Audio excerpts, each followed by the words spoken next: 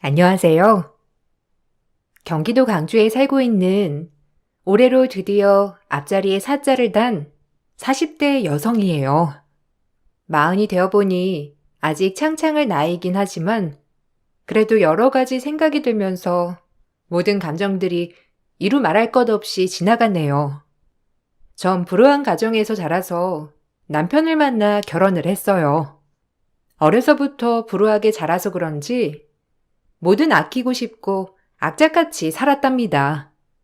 내 집 마련을 이루고 싶어서 남편과 결혼을 했어도 늘 악착같이 아끼고 살았어요. 그래서 그런지 시댁에서도 독하다며 혀를 차기도 하였죠. 하지만 그럼에도 그땐 그게 제가 잘 살 수 있는 길이라고 생각했고 우리 가정이 평화로워지는 길이라고 생각했던 것 같아요. 예, 이거 네 신우가 너 입으라고 준 건데 입을래? 너 이거 주면 감지덕지지? 너 시집 잘 온 줄 알아. 이런 옷이 가당키나 하니? 옷 괜찮아요. 집에서 입는 옷도 많고. 그리고 이거 형님이 7년 입은 옷이잖아요. 어머님, 저도 눈은 있어요. 뭐? 네 시누이가 너 생각해서 이렇게 옷도 불려주고 했는데 어머님 저도 눈은 있어요? 뭐 옷 가리냐? 그게 아니라 해질 만큼 입다가 물려주는 건 아니라는 거죠. 상식적으로 보통 멀쩡한 옷을 물려주지 누가 해진 옷을 물려주나요? 어머님, 제가 아무리 짠순이지만 그래도 보는 눈은 있네요. 그렇게 마음에 드시면 어머님이 입으시면 되겠네요. 어머머, 아주 시어머니 알기를 개똥으로 아는 것 같으니. 넌 그렇게 아낀다 하면서 또 꼴에 눈은 높나 보지? 지주제에 저런 옷 가당키나 한다고. 보면 꼭 꼴 같지 않은 것들이 저렇게 눈만 높다니까. 너 진짜 그러는 거 아니야. 어머님, 제가 돈을 아끼고 아끼는 건 맞는데요. 그래도 거지처럼 적선받는 건 아니거든요. 그렇게 대하지 좀 마세요. 제가 며느리니까 그냥 들어드리는 거지. 남들한테 이런 옷 입을래? 라고 물어보면 아마 엄청 욕하거나 손절하거나 할 거거든요. 웃기지 마. 이 옷이 뭐가 어떻다고? 주제에 눈은 높아가지고. 아, 됐다. 입기 싫으면 입지 마. 생각을 해줘도 저런다니까. 제가 짠순이인 걸 알아서 그런지 어머님이나 형님은 가끔 무례하게 본인들이 실컷 입다가 버릴 옷들을 저에게 주려고 하셨고 결혼 초반엔 그것조차 거절하는 것이 민망해서 얻어 입었지만 점점 아니라는 생각이 들더라고요. 그래서 그런지 시어머니와 시누이는 은근히 저를 멀리하며 왕따를 시키곤 하였지만 저에겐 그런 것을 신경 쓸 여유조차 없었어요. 아마 제가 돈이 많았다면 저런 무시를 당하지 않았을 텐데 라는 생각이 사로잡혀 더더욱 악착같이 돈을 벌려고 했었어요. 새벽에 우유 배달하고 애 어린이집 보내면 샌드위치 가게 아르바이트해. 저녁엔 빵집 청소까지. 몸이 10개라도 모자라. 게다가 틈틈이 이 밥 차려줘야 하지. 애기 밥 먹여야 하지. 아휴, 그래도 집 사려면 한 푼 두 푼 아껴서 살아야지. 너 그러다 병나. 좀 즐기며 살아. 남편이 못 버는 편도 아닌데 왜 그렇게 악재같이 사니? 어린이집 애들 엄마랑도 어울리고 좀 그래. 맨날 도훈이 혼자 왔다 갔다 하는 거 보면 보는 나도 좀 그럴 때가 있거든. 너무 돈돈 하지 마. 알잖아. 집 없는 서러움이 어떤 건지. 어렸을 때부터 무능한 부모님 때문에 가장처럼 살았고 이 집 저 집 옮겨 다니면서 진짜 서러움 많이 받았어. 우리 도훈이한테는 그런 서러움 절대 주지 않을 거야. 집만 계약하면 진짜 좀 편하게 살아야지. 그게 너 혼자만 아등바등 한다고 되는 일이 아니잖아. 신랑은 마음대로 써제끼는데 감당이나 되겠어? 널 위해서 하는 말이야. 알겠어. 나도 조금은 내려놓고 살아볼게. 그래도 이게 마음대로 되지가 않네. 맨날 아끼고만 살아서 그런지. 너무 없이 자라서 제가 이렇게 된 걸까요? 집 하나를 사기 위해 정말 악착같이 살았어요. 때 되면 옮겨 다니느라 힘들었고, 집주인 눈치에 가슴 졸인 날들도 많았거든요. 하지만 집은 저만 사고 싶은 건지 남편은 흥청망청 써대기 바빴답니다. 아니, 카드값이 왜 이렇게 많이 나왔어? 자기야, 이번 달에 술 너무 많이 마신 거 아니야? 자기도 직장 내 스트레스가 있겠지만 그래도 우리 이렇게 살다간 집은커녕 다음 전셋집도 못 구하겠다. 웬 리조트야? 엄청 돈 쓴 거 같은데? 남의 카드 내역을 왜 봐? 그리고 직장 생활하면서 이 정도 쓸 수도 있는 거지. 뭘 그렇게 사람을 닥달하냐? 너랑 있으면 숨 막혀. 얼마나 부자처럼 산다고 그렇게 돈을 아껴? 나가 봐라. 여자들이 얼마나 꾸미고 다니는지. 누군 꾸밀 줄 몰라? 하고 싶은 거 다 하고 살면 어쩌겠어. 우리 이번 달에만 들어갈 돈이 엄청나. 그러니까 아끼고 살자. 그놈의 아끼잔 말 좀 그만해. 난 펑펑 내가 번 돈 쓰면서 즐기고 살 거야. 너처럼 구질구질하게 안 살 거니 그리 알아. 그럼 집은 언제 살래? 자기도 번듯한 집 한 채 마련하는 게 소원이고 꿈이라며. 그래놓고 이제 와서 나한테 이래? 집이야 네가 아끼는 것만으로도 충분히 살 수 있는 거 아니야? 그러니까 나 좀 닥달하지 마라. 나 스트레스 쌓이니까. 뭐 숨 쉴 구멍은 줘야 나도 숨을 쉬지. 그리고 남의 거 함부로 보지 마. 아무리 부부라도 남은 남이잖아. 조심 좀 해줘. 섭섭하다. 남이라니. 그리고 이 정도 얘기도 못하냐? 알겠어. 자기 스트레스가 많이 쌓인 것 같은데 나가서 바람 좀 쐬고 와. 남편과의 삶의 방향성이 참 다르더라고요. 저처럼 억세게 살라고 강요하는 건 아니었지만 그래도 가족이니 저와 같은 생각을 가지고 살았으면 좋겠다고 생각했어요.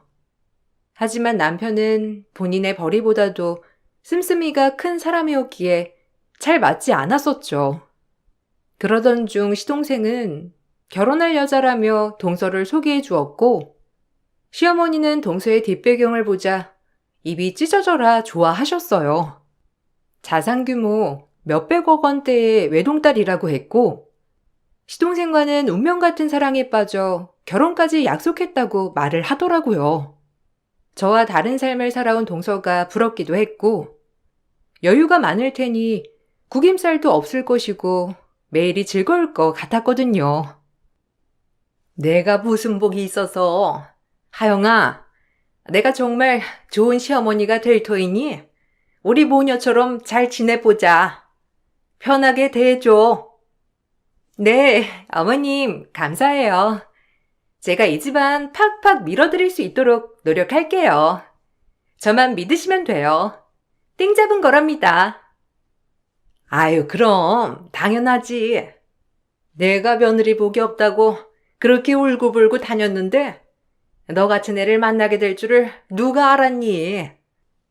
아무래도 형님이 좀 기울긴 하죠? 얘기 다 들었어요. 지질이 없는 집에서 시집 온 거라고. 뭐 오빠가 본인 형수 궁상 맞다고 하도 얘기를 해서 좀 들었거든요. 근데 얘기 들어보니 궁상 맞을 수밖에 없는 환경이던데요? 여하튼 저랑은 안 맞지만요. 너랑은 차원이 달라. 걔 신경 쓸 일 절대 없다. 만약에 걔가 형님이라고 뭐 널 잡으려고 하면 나한테 말해. 혼내주마. 어머님은? 전 누구한테 져본 적이 없는 사람이에요. 모든 돈으로 해결하면 다들 깨갱하던데요? 형님도 그러시겠죠.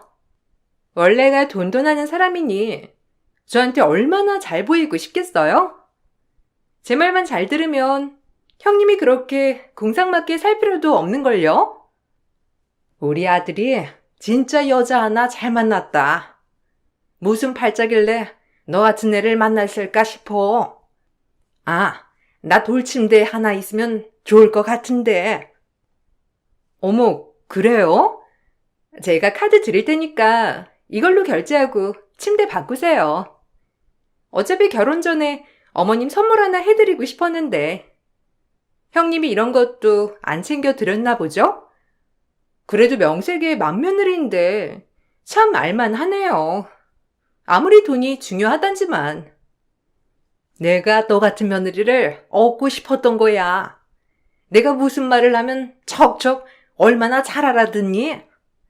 우리 잘 맞는 고부가 될 것 같아.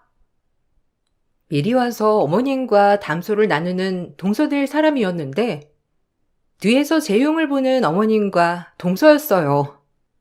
첫 동서라서 정말 잘해주고 싶었고 형님 노릇은커녕 가족처럼 따뜻이 대해주려고 했던 제 마음은 산산조각이 나버리고 말았답니다. 어머님이 신명나게 제 흉을 보셔서 그런지 동서는 첫 만남부터 저를 업신여겼고 늘 본인 집안에 돈이 있다는 걸 과시하더라고요. 전 내세울 거라고는 성실한 마음가짐 하나와 열심히 사는 것밖에 없는지라 사실 동서 앞에만 서면 제가 작아지곤 하였어요. 그럼에도 당당한 척하느라 참 힘이 들었고 동서를 대하면 대할수록 인성 자체가 글러먹어서 그런지 이젠 무시하게 되었어요. 형님, 이거 저 안 신는 구두인데 형님이 가져가서 신으세요. 발 사이즈 저랑 똑같죠? 전 너무 많아서 안 신거든요. 아니, 괜찮아. 내가 구두 신는 성격도 아니고 생각해줘서 고마운데 동서가 신던지 다른 사람 줘도 될 것 같아. 참나, 뭘 이런 걸 가리고 그러냐? 넙죽 받을 것이지. 네가 이런 거 신을 수나 있겠어? 딱 봐도 비싼 브랜드 같은데. 형님이 몰라서 그러나 본데 저한테 이 명품 구두 쌓이고 쌓였어요. 이런 말 하긴 그렇지만 제가 물려받을 자산이 대략 추정 금액만 900억 정도 되거든요. 그냥 제가 줄 때 받으세요. 아, 정 안 신으면 당근에 올려서 파시던가요. 보면 형님 아르바이트도 많이 하는 것 같은데 이 구두 하나면 한 달 정도는 쉴 수 있을 텐데 뭘 그리 버팅기세요? 어서 받아요. 어차피 저 이거 형님이 안 받아주면 그냥 바로 버릴 거니까 부담 갖지 마시고 받아주세요. 이 구두 다시 팔아도 몇백이에요. 아니, 진짜 괜찮아. 뭐 동서가 이런 거 저런 거 생각해주는 줄 몰랐네. 어머님이나 드리던가 해. 난 진짜 필요 없으니까. 설마 뭐 기분 나쁘신 건 아니죠? 전 사람들 적선을 많이 해본 터라 이런 거 주면 다 좋아하던데. 형님은 의외네요. 제가 좀 이상한 구석이 있어. 없이 사는 주제에 고고해가지고 남이 준 건 저렇게 질색하더라. 꼬였지 아주. 그러게요. 없이 살면 그냥 고맙다고 넙죽 받으면 될 걸 가지고 사람 참 여러모로 기분 나쁘게 하네요. 기가 차서 말이 안 나오더라고요. 아무리 없이 살지만 이렇게 남한테 무시당할 정도였나 싶었고 내가 너무 악착 같은 모습만 보여주게 되니 시어머니 또한 얼씨구나 하면서 저를 무시하는 것 같았거든요. 너무 화가 나서 그 자리에서 소리를 냅다 질렀어요. 동서의 말 한마디 한마디가 저를 정말 무시하는 어조였기 때문에 이 일을 바로 잡아야 할 것 같은 생각이 들었기 때문이죠. 장난하니? 누굴 거지로 하나? 그 구두 너나 신어.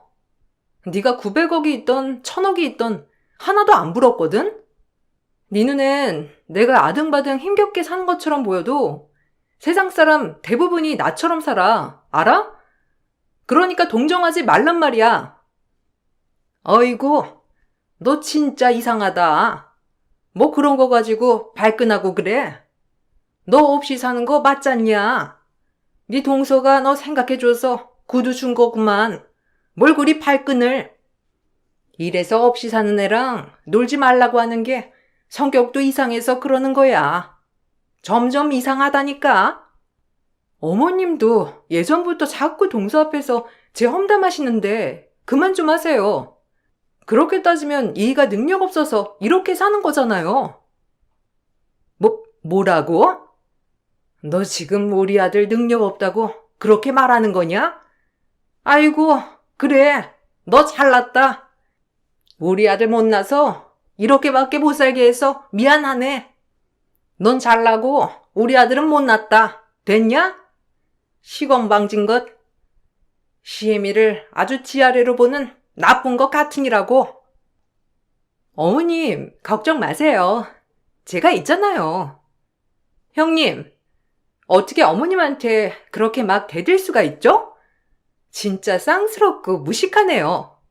제 주변에 없는 사람들은 저에게 잘 보이려고 아등바등 애쓰는데 형님은 콧대만 높아가지고 그러니까 못 사는 거예요. 좀 없이 살면 바닥에 냅다 엎드릴 줄도 아셔야죠. 무슨 자존심이 밥 먹여준다고 편히 살 수 있는 길을 두고 자존심을 세워? 내버려 두어라. 지가 지 팔자 꼬개다는데 누가 말려?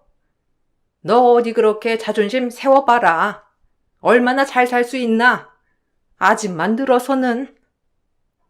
본인들이 제 험담을 해놓고 오히려 저를 나쁜 사람으로 몰아가는 통에 정말 스트레스를 받았어요. 동서가 생긴 기쁨도 잠시, 저에겐 시집 식구가 하나 더 는 셈이었죠. 정신적으로 고되다 싶던 찰나에 남편은 외도를 하고 있었고, 그것도 저희 집 아파트 주차장에서 남편과 외도녀를 본 사람이 한둘이 아니더라고요.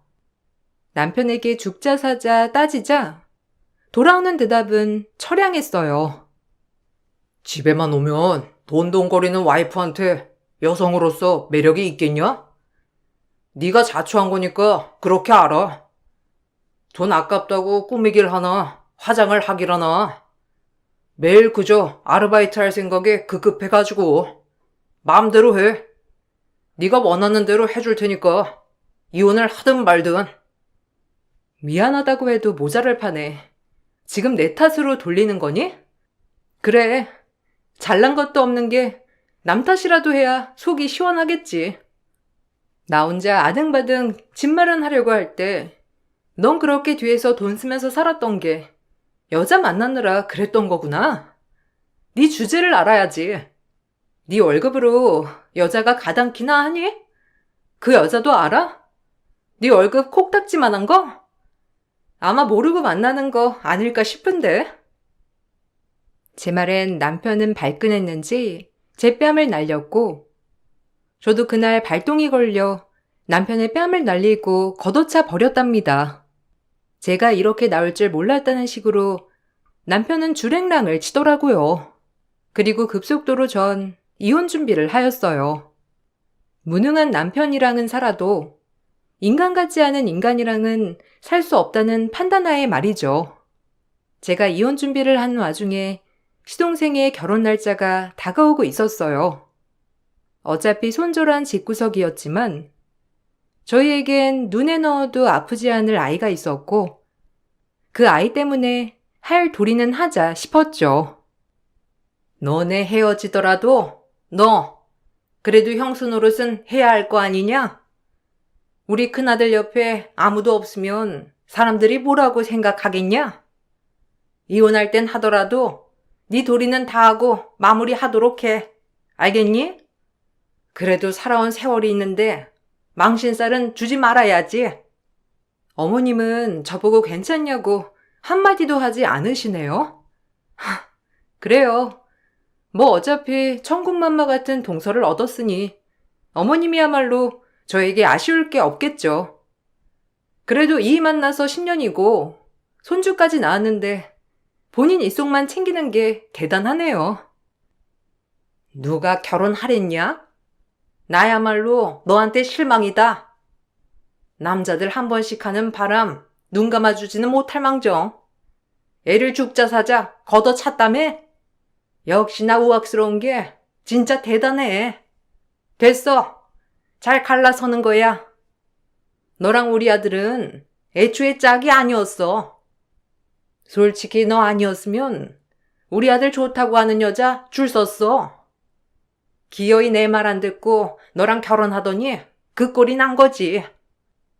어머님 착각하셨나 본데 그이가 저랑 결혼해서 뭘 얼마나 열심히 살았는데요?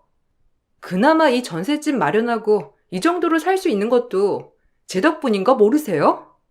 꼴랑 200 벌어다 주는 걸로 대출금에 이 유치원비에 공과금에 각자 보험금 내면 남는 것도 없어요. 뭘 아시구나 말씀하셔야죠. 저보고 아등바등 산다고요? 제가 왜 이렇게 사는데요? 제발 본인 아들 좀 보세요. 시어머니는 이혼을 하는 마당에도 할 도리는 다 하라며 신신당부를 했고, 미련하게도 아이를 생각해서 그래도 마지막 할 도리까지는 하고 끝내자고 생각을 했어요.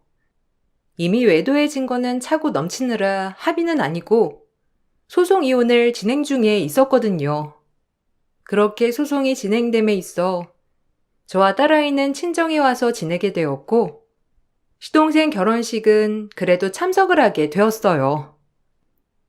웃어라, 괜히 티내지 말고. 어른들 오는데 아무렇지 않은 척해. 재수씨 집안이 대단한 건 알고 있지?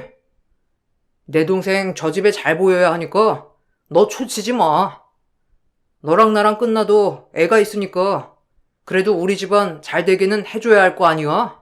알겠냐? 너나 잘해. 도윤이 생각해서 지금도 참고 있는 거니까. 그 면상 들이밀지 마. 진짜 역겨운 거 꾸역꾸역 참고 있거든. 어디 한번 혼자 잘 살아봐. 너 아마 악착 같으니까 애 하나는 잘 키울 거다. 근데 주제에 상간녀 소송까지 걸었어? 당연하지. 내가 이대로 그냥 조용히 끝낼 줄 알았니? 너 두고 봐. 내가 인생 종치게 해줄 테니까 주제를 알아야지. 결혼식에서 제 소송 사건으로 저를 비아냥거리는 남편이었지만 하루만 잘 지나가면 될 일이라 생각하고 참았어요. 그리고 축의금조차도 하고 싶지 않았던 동서 결혼이지만 그래도 뷔페비라도 내자 싶어 10만 원의 축의를 하게 되었고 이 일은 동서의 기회까지 들어가게 되었더라고요. 돈을 적는 동서 오빠 되는 사람이 쪼르르 신부대기실에 가서 일러 바친 겁니다. 참 우스운 게 몇백억의 자산가라면서 그깟 축의금에 벌벌 떠는 동서가 기가 차면서도 어이가 없는 마음이 들더라고요. 거렁뱅이 년. 그럼 그렇지. 이제 형님도 아닌데 못난 짝으로 여길 기어와요? 저기요. 여기 이 사람 출입시키지 말라고 했잖아. 장난해요? 10만 원? 아이고, 아주 많이도 내셨네. 고마워서 눈물이 다 나네. 비렁뱅이 같으니라고. 뭐? 비렁뱅이? 자산이 몇백억이나 있다는 사람이 이렇게 축의금에 일희일비할 줄은 몰랐네. 어머님 성화에 못 이겨서 참석한 결혼식이고 밥값이나 내자 싶어 낸 건데 진짜 어이가 없어서 말이 안 나와. 너 그렇게 사는 거 아니야, 어린 게. 저와 동서가 실랑이를 벌이고 있었고 오히려 이 모습에 밖에 저희 시댁 식구들은 웅성웅성대기 시작했어요. 아무리 동서를 옹호한다고 하더라도 이 모습의 사람들은 신부가 뭘 저렇게 오버를 하냐며 수근수근 됐거든요. 그리고 뒤이어 동서 어머니란 사람이 저에게 다가와 90도 고개를 숙였고 저 역시 그 모습을 보고 기가 차더라고요. 모든 게 동서는 가짜였거든요. 아유, 애기 엄마가 여길 어떻게 해? 아니, 내가 결혼식이 있어서 온 건데.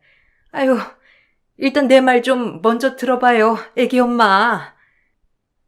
아주머니, 대행 아르바이트도 한다더니 오늘은 대행 아르바이트가 저희 동서 엄마 역할이었어요? 와, 그럼 이 여자 뭐죠? 조용히 해요. 형님, 일단 제가 다 설명드릴 테니까 여기서 큰 소리로 말씀하지 마시고 제 말 좀 들어보세요. 여기 대기실 문 좀 닫아주실래요? 형님, 저랑 얘기해요.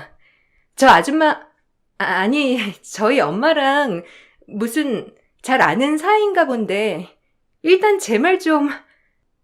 사이즈 보아하니 알겠다. 너의 모든 게 가짜였구나.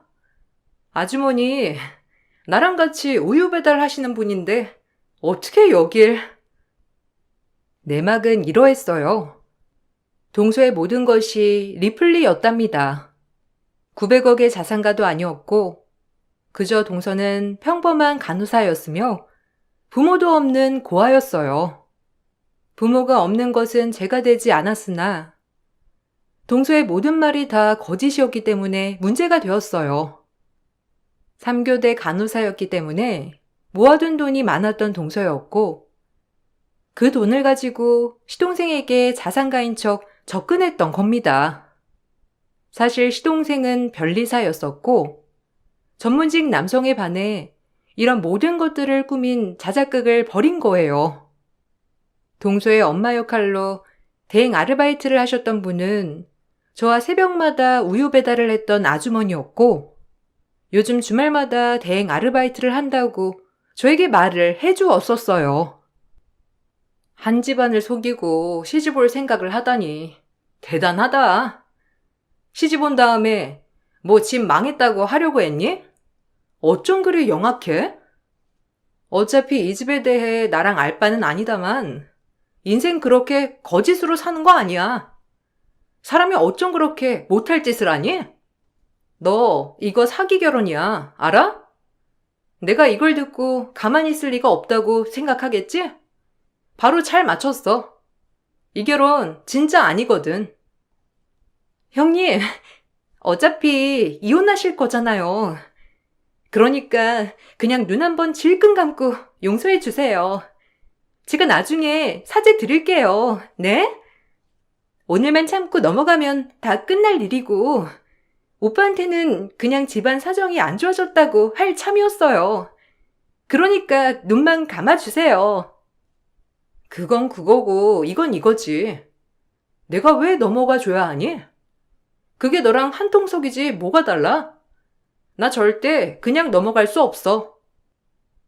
동서는 드레스를 입고 저에게 납작 엎드려 빌다시피 했지만 전 이번 일을 눈 감아줄 수 없었고 뒤이어 바로 이 모든 사실을 남편에게 오픈하였답니다.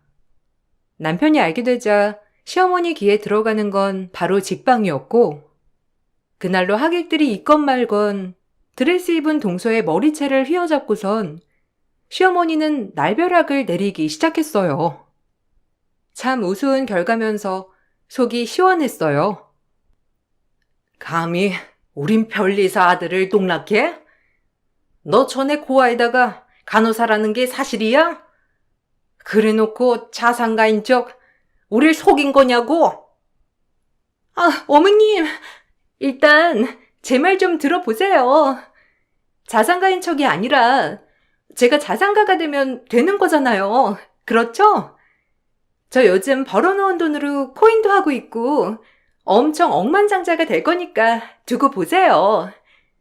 그리고 여기 결혼식장인데 제발 그만 좀 하세요. 이게 뚫린 입이라고 막말하네.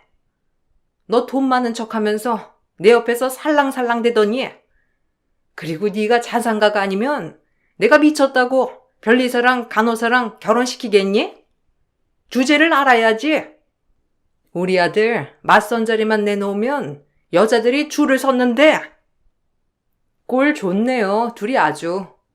그렇게 어머님, 며느라 하던 때가 엊그제인데 이렇게 돈 때문에 파탄 날 고부관계였네요. 어머님 아들 중에 한 명은 이혼남에 한 명은 파혼남에 아주 잘도 돌아간다니까요. 이 꼴을 보니까 묵은 채증이 내려가네요. 전 둘이 그렇게 싸우는 모습을 보고 웃음이 터져 버렸어요. 얼마나 웃기던지. 그리고 딸에게 못 볼 꼴을 보여주는 것 같아 딸을 데리고 결혼식장을 빠져나왔답니다. 그리고 결국 시동생은 그 길로 파혼을 하였고, 같이 우유 배달하는 아주머니는 이젠 대행 아르바이트를 못하겠다며 절레절레 하시더라고요.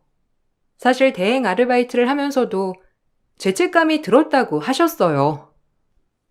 아유, 항상 하면서도 페이가 세니까 했는데 그때 그 난리 나고 다신 못하겠더라고요.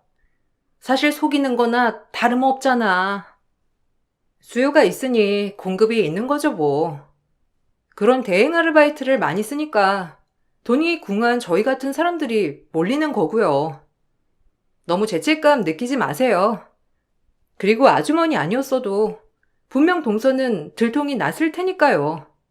거짓말한 사람이 나쁜 거죠. 아주머니는 일말의 죄책감을 느끼고 있더라고요. 사실 죄책감을 느낄 사람은 동서인데 말이에요. 아주머니에게 듣기론 동서는 그 길로 파혼을 당하고 시동생에게 소송을 당했다고 했어요. 그리고 이 일로 동서의 병원 사람들에게 소문이 나서 그 병원에서도 품위 유지를 못했다는 전제하에 사직을 하게 되었다고 했습니다. 아마 탑5 병원에선 일을 하지 못할 거라고 하며 지방으로 내려간다고 하더라고요. 아무 가족도 없는 동서가 그래도 저랑 같이 아르바이트 하던 아주머니에게 모든 걸 털어놓으면서 막 울었다고 하던데, 사실 전 안타깝거나 불쌍하지 않았어요. 비뚤어진 본인 욕망의 벌을 받아야 한다고 생각했기 때문이죠. 그리고 전 계속 이혼 소송을 이어갔고, 남편의 외도 증거와 경제적 무능력함에 이혼 판결이 났답니다. 당연히 양육권과 친권은 제가 가지고 올 수 있었고, 동서의 사건을 겪고 시어머니는 이혼을 뜯어말리기 시작했어요. 본인 아들 뭐 볼 거 없는 걸 그제서야 느꼈나 보더라고요. 하지만 이미 제 마음을 돌리기란 역부족이었고 절대 돌아서지 않았어요. 애 보고 참고 살아라. 나도 잠깐 눈이 돌아서 너한테 상처 준 것 같은데 그래도 애 보고 살아야지. 너네 부부잖니. 아니요. 어머님은 어차피 저 같은 악착 같은 며느리보다 돈 많은 며느리가 좋잖아요. 어머님 아들 그렇게 잘났으니 어디 한번 돈 많은 며느리랑 제가 시키세요. 저도 이제 어머님 아들 먹여 살리면서 고생하고 싶지 않네요. 혼자 벌어 혼자 쓰는 거 좋아하는 사람이니 저랑 이혼하면 날개를 달고 날아다니겠죠. 제가 빠져주면 천년만년 행복하게 사시면 되는 건데 왜 그러세요? 너같이 악바리 근성이 옆에 있어야 우리 아들도 뭐 사람 곳이라고 살지. 미안하다. 내가 이렇게 빌게. 애 보고 참어. 아니요. 제가 왜 참고 사나요? 이제 저도 제 자신을 위해 살아가 보려고요. 어머님 아들도 본인만을 위해 사는데 저만 희생할 수 없잖아요? 저같이 악착 같은 며느리 치가 떨리실 테니 어머님도 이제 저를 놓아주세요. 앞으로 뵐 일이 없겠지만 뭐 건강하시고 잘 사시길 바랄게요. 끝나는 마당에 어머님한테 악담하면 저한테도 뭐가 남겠나요? 그럼 전 가볼게요. 자꾸 애를 보고 참으라는 어머님이 무슨 투성이인 것 같았어요. 이제 와서 부자 며느리도 없어지고 하니 현실이 보이는 어머님이었죠. 뼈 빠지게 아르바이트해서 한 푼 두 푼 모아 전세금을 마련한 것도 나고 남편 월급으로 모자라니 생활비에 보탬이 되고자 돈 벌어서 어머님 용돈도 드리고 가정을 꾸려나간 것도 저였으니 어머님은 이제야 아차 싶었던 거예요. 본인 아들이지만 경제적으로 무능하고 본인밖에 모르니 이제야 저를 붙잡아야겠다는 생각이 들었던 거였습니다. 예, 나를 보고 제발 네 말대로 우리 10년이다. 어떻게 못 자르듯 이렇게 자를 수가 있니? 그래도 우리가 가족이었는데. 더 이상 엮이고 싶지 않아요. 도윤 아빠 만나는 여자도 있으니까 이제 그 여자한테 며느리라고 하시면 되겠어요. 더 이상 듣고 싶지 않아 등을 돌렸답니다. 상간녀에게 소송 건 위자료와 남편에게 받은 소정의 위자료, 그리고 집 전세금을 빼서 딱 분할을 하니 저에겐 그래도 꽤 큰 목돈이 만져졌어요. 그리고 아이를 데리고 싱글맘으로서 살아갈 준비를 했는데 이젠 아르바이트 말고 안정적인 것을 해야 할 것 같다는 생각에 목돈을 가지고 반영구 시술을 배우게 되었고 적성에 잘 맞더라고요. 그리고 수강생 생활을 거쳐 전 창업을 하였답니다. 또한 한부모 가정으로 임대 아파트를 얻을 수 있게 되어 딸이랑 작지만 소중한 보금자리에 안착할 수 있었어요. 그리고 아파트 근처 상가에 작은 가게를 오픈했고요. 소소하지만 확실한 행복이었고 온전히 저와 딸만을 위해서 사니 아등바등 살지 않아도 되더라고요. 그제야 전 제 자신을 돌아보고 꾸미기 시작했답니다. 그동안 놓고 살았던 제 자신에게 미안하여 더더욱 제 자신을 살피고 아껴주었어요. 그리고 딸아이와 전 남편의 면접 때 딸아이를 데려다 주러 남편을 잠시 만났는데 남편은 저를 보고 놀란 얼굴을 보이더라고요. 너 왜 이렇게 달라졌냐? 몰라보겠다. 차도 사고 옷도 사 입고 얼굴도 좀 환해진 것 같고 이혼하니 좋은가 봐. 당연하지. 신경 쓸 시댁이 있어. 아님 남편이 있어.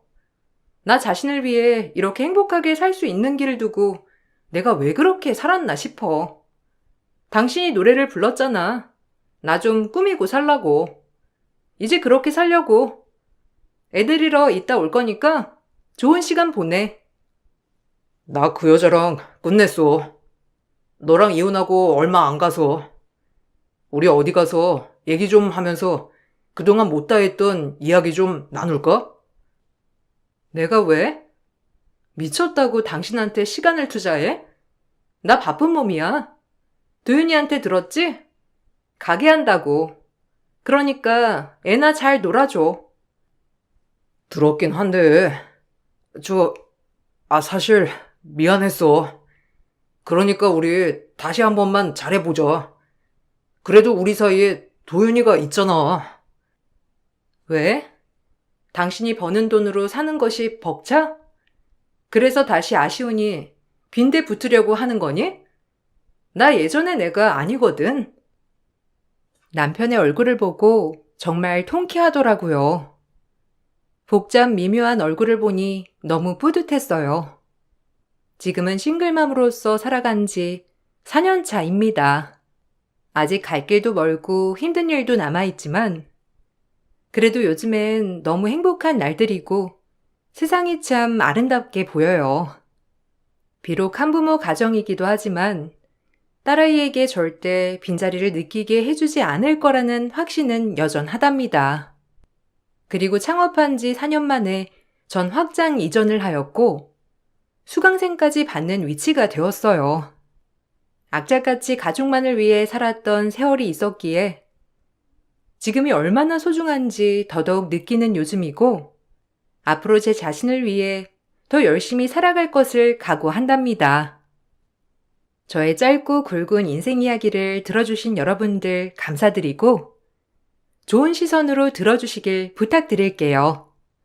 좋은 하루 보내세요. 안녕하세요. 저는 결혼 5년차 주부입니다. 여기서 많은 분들 사연을 들으면서 세상에는 참 기가 막힌 일들이 많구나 생각을 했었는데요.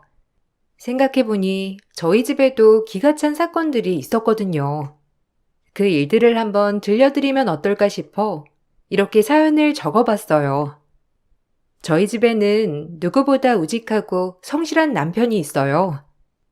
변함없는 소나무 같은 남편의 성격에 반해 결혼을 하게 되었죠. 시댁 부모님들도 정말 성실하고 지금도 일을 하시고 계세요. 그걸 본받아서 그런지 남편도 늘 우직하고 성실하더라고요. 양가 부모님의 축복 속에 저희는 결혼을 했고 큰 갈등 없이 잘 지내고 있었어요.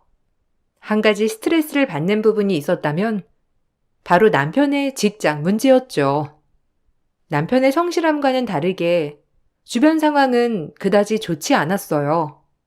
금전적으로 빠듯한 편은 아니었기 때문에 처음에는 남편에게 회사를 그만두고 개인적으로 사업을 하거나 공부를 해보는 건 어떠냐고 권유를 한 적도 있었어요. 여보, 그냥 조심스럽게 제안을 해보는 건데 차라리 당신 지금 하고 있는 일로 창업해보는 건 어때? 내가 보기에는 당신 아이디어도 좋고 충분히 사업 운영도 잘할 것 같은데. 아니면 그때 전에 말했던 거 있잖아. 당신 공부하고 싶다고 했던 거. 그거 지금부터 공부 시작하는 건 어떻게 생각해? 솔직히 난 지금 당신이 다니고 있는 회사에서는 당신 실력을 마음껏 펼치지 못하는 것 같아서 안타까워. 당신이라도 날 알아주니 다행이네. 그래도 아직은 회사 그만두고 싶은 생각은 없어. 말했잖아. 아직 하고 있는 프로젝트도 있고. 당연히 나도 내가 배우고 싶은 거 배우고 공부 시작하면 더 좋긴 하지. 근데 이렇게 마무리 제대로 안 하고 그만두는 건 좀 책임감이 없어 보여서 싫어. 그냥 어떻게 해서든 잘 마무리해서 나중에 진짜 그만둬야 되겠다 싶을 때 그때는 그만둬야지. 그래도 당신 회사 사람들 때문에 스트레스 많이 받잖아. 좋은 사람들도 있긴 하겠지만 당신이 뭘 하려고만 하면 자꾸 태클 거는 사람도 있다며. 거기다가 그 사람이 다른 부서 상사라고 하니까 더 신경 쓰여서. 저번에도 당신이 낸 아이디어 그쪽에서 거절해놓고서는 그쪽에서 다시 제안했다고 했잖아. 그런 게 어디 있어? 당신 팀원들 생각해가지고 이직도 안 하고 스트레스는 스트레스대로 다 받고. 어쩔 수 없지 뭐. 내가 팀장인데 팀원들 생각해야지. 나보다 팀원들이 더 힘들 거야. 그 사람 나 말고도 다른 사람한테도 내내 태클 걸고 아이디어 뺏고 그러는 거 일상이야. 결국에는 그 사람 자기가 한 일 때문에 망할 거니까 신경 쓰지 마. 내가 좀 더 열심히 해봐야지. 열심히 하다 보면 언젠가는 빛을 볼 날이 있지 않겠어? 지금 그만두는 건 내 자존심이 허락을 안 하지.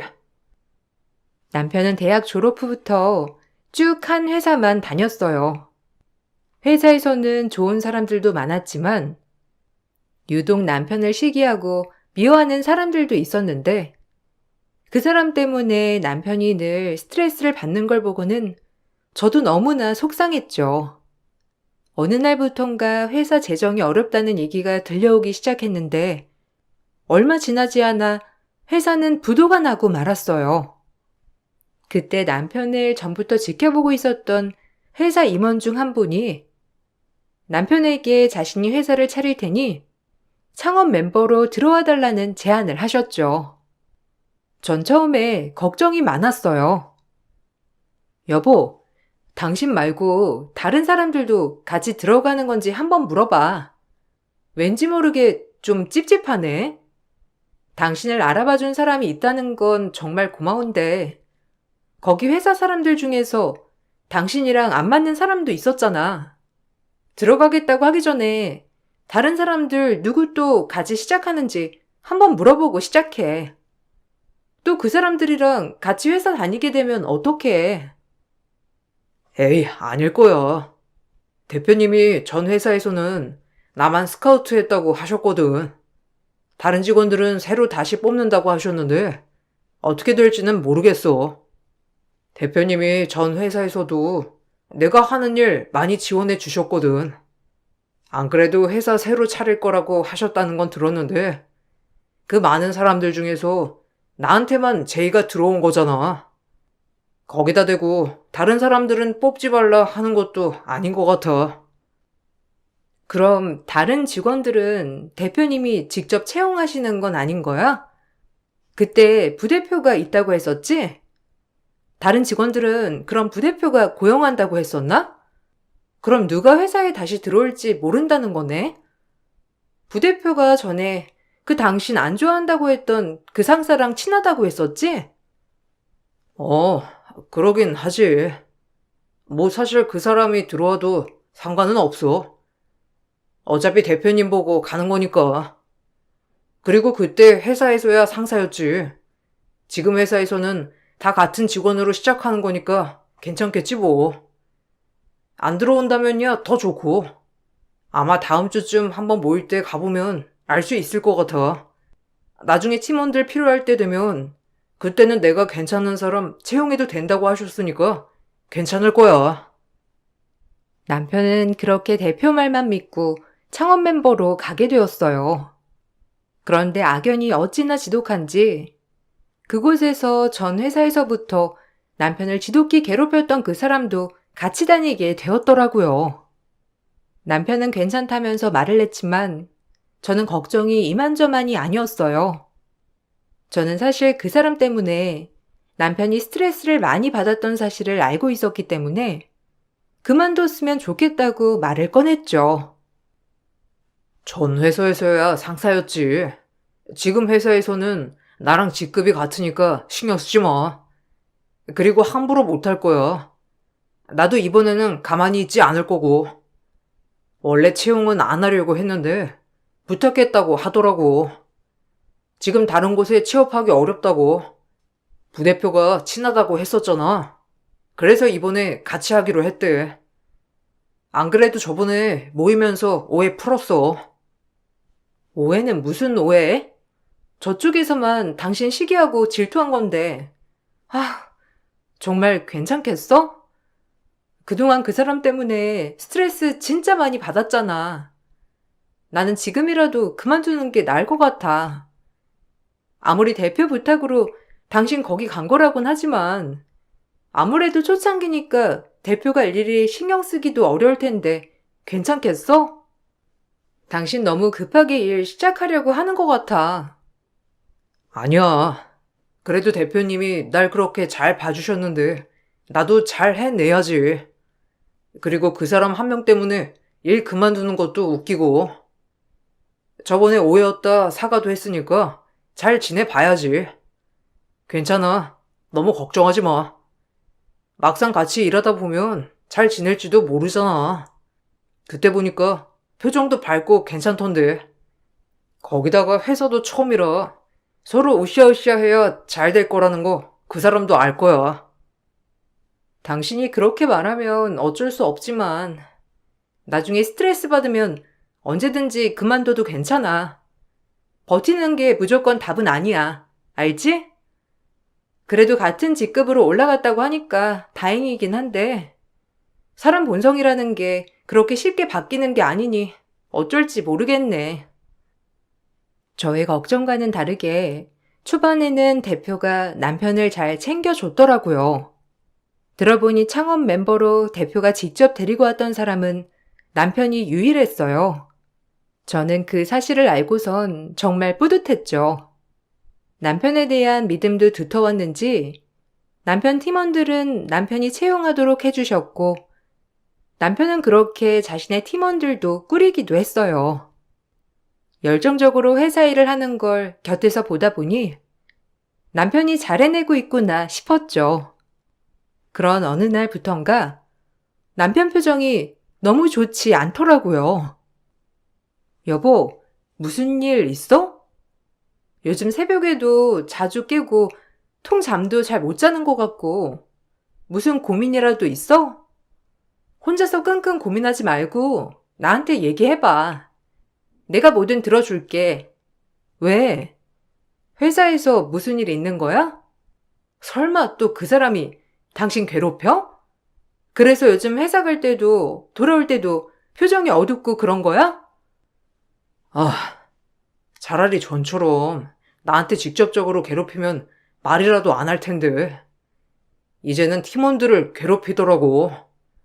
내 팀원들한테 내가 대표 낙하산이라고 말했나 봐. 그래서 낙하산이 채용한 애들이니 니들도 간당간당하지 않겠냐면서 비웃었다는데 정말 기가 막혀가지고 애들은 괜찮다고 하는데 내가 너무 신경 쓰여서 양들이 그 사람한테 말했더니 자기가 틀린 말 한 건 아니지 않냐면서 하는데 진짜 기가 막히더라. 뭐? 어떻게 그런 말을 할 수가 있어? 당신도 뭐라고 하지? 그 사람은 부탁해서 거기 채용된 거잖아. 그 말이라도 확 내뱉어버리지 그랬어. 자긴 그래도 대표가 잘 봐줘서 채용된 거지만 당신은 당신이 부탁해서 채용된 거 아니냐면서. 어떻게 사람을 또 이런 식으로 괴롭히냐? 도대체 양대리라는 사람은 뭐 하는 사람이야? 전 회사에서도 그렇고 여기서도 그렇고 분탕질만 해대네. 그러게 한동안 조용하다 싶었는데 뒤에서는 내 욕하고 다녔나 보더라고. 내가 이번에 양대리가 그렇게 얘기하는 거 안 들었어 봐. 내 팀원들은 그런 말 들으면서 얼마나 상처받고 있었겠어. 그래도 이번에 뭐라고 했으니까 덜 하겠지. 사람이 왜 이렇게 꼬여있는지 모르겠어. 한 소리 했으니까 다음에는 조심할 것 같긴 한데 아무래도 앞으로 잘 지켜봐야 할 것 같아. 나뿐만 아니라 다른 직원들까지 괴롭히고 있으니 답답해서 내가 잠이 안 오나 봐. 남편을 괴롭히던 그 사람은 방법을 바꿨는지 남편을 직접 괴롭히는 게 아니라 남편의 팀원들을 괴롭힌다고 하더라고요. 남편은 본인 때문에 죄 없는 팀원들이 괴롭힘을 당하는 건 아닌지 스트레스를 많이 받았죠. 그래도 남편은 꿋꿋이 회사를 잘 다니는 것 같았어요. 시간이 지나면서 회사도 잘 운영이 되는 듯 했어요. 남편도 점점 바빠지면서 집에 돌아와서도 잔업을 하는 날들도 많아졌죠. 늘 피곤해 있던 남편이 어느 날은 너무 초롱초롱한 눈으로 열중해 작업을 하고 있어 궁금해 물어봤던 적도 있었어요. 여보, 일하는 거 재미있어?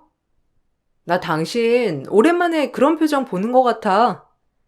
예전에 우리 연애할 때 당신 전 회사 초창기에 있잖아. 그때 한참 일 배울 때 이런 표정으로 일했던 것 같은데. 지금 딱 그때 표정이 나오거든? 요즘 일하는 거 재미있나 봐. 왜? 무슨 재미있는 일이라도 있어? 전에는 일하면 눈에 피로감이 딱 보였는데 요 근래는 그렇지 않아서 신기하네. 아, 그래 보여? 와, 이게 표정으로 다 티가 나나 봐. 아직 정해진 건 아닌데 계약권 하나가 있는데 아마 잘 될 것 같아. 우리 회사 초창기부터 꼭 뚫고 싶었던 계약이 있었거든. 여러 번 다른 사람들이 시도했는데 미팅조차 안 잡혀서 애먹었던 곳인데 이번에 진짜 타이밍 좋게 미팅 잡혔어. 팀원들도 미팅 잡혔다는 거 듣고서는 엄청 좋아하고 다들 밤새 일하고 있거든. 그거 보니까 나도 재미있네. 성사시키고 싶은 계약이라서 그런가 좀 힘이 나는 것 같아. 금 몇 년 만에 보는 표정인 것 같아. 이렇게 열심히 하는데 당신 회사 대표는 이걸 알고나 있을까? 아무리 당신 좋게 봐서 스카우트 했다곤 하지만 내가 보기에는 별로 신경을 안 쓰는 것 같아. 말만 아낀다고 하지. 이렇게 일만 잔뜩 던져주고 마는 거 아니야? 요즘 회사가 정말 바빠. 일도 많아졌고. 대표님 얼굴 보기도 힘들지 뭐.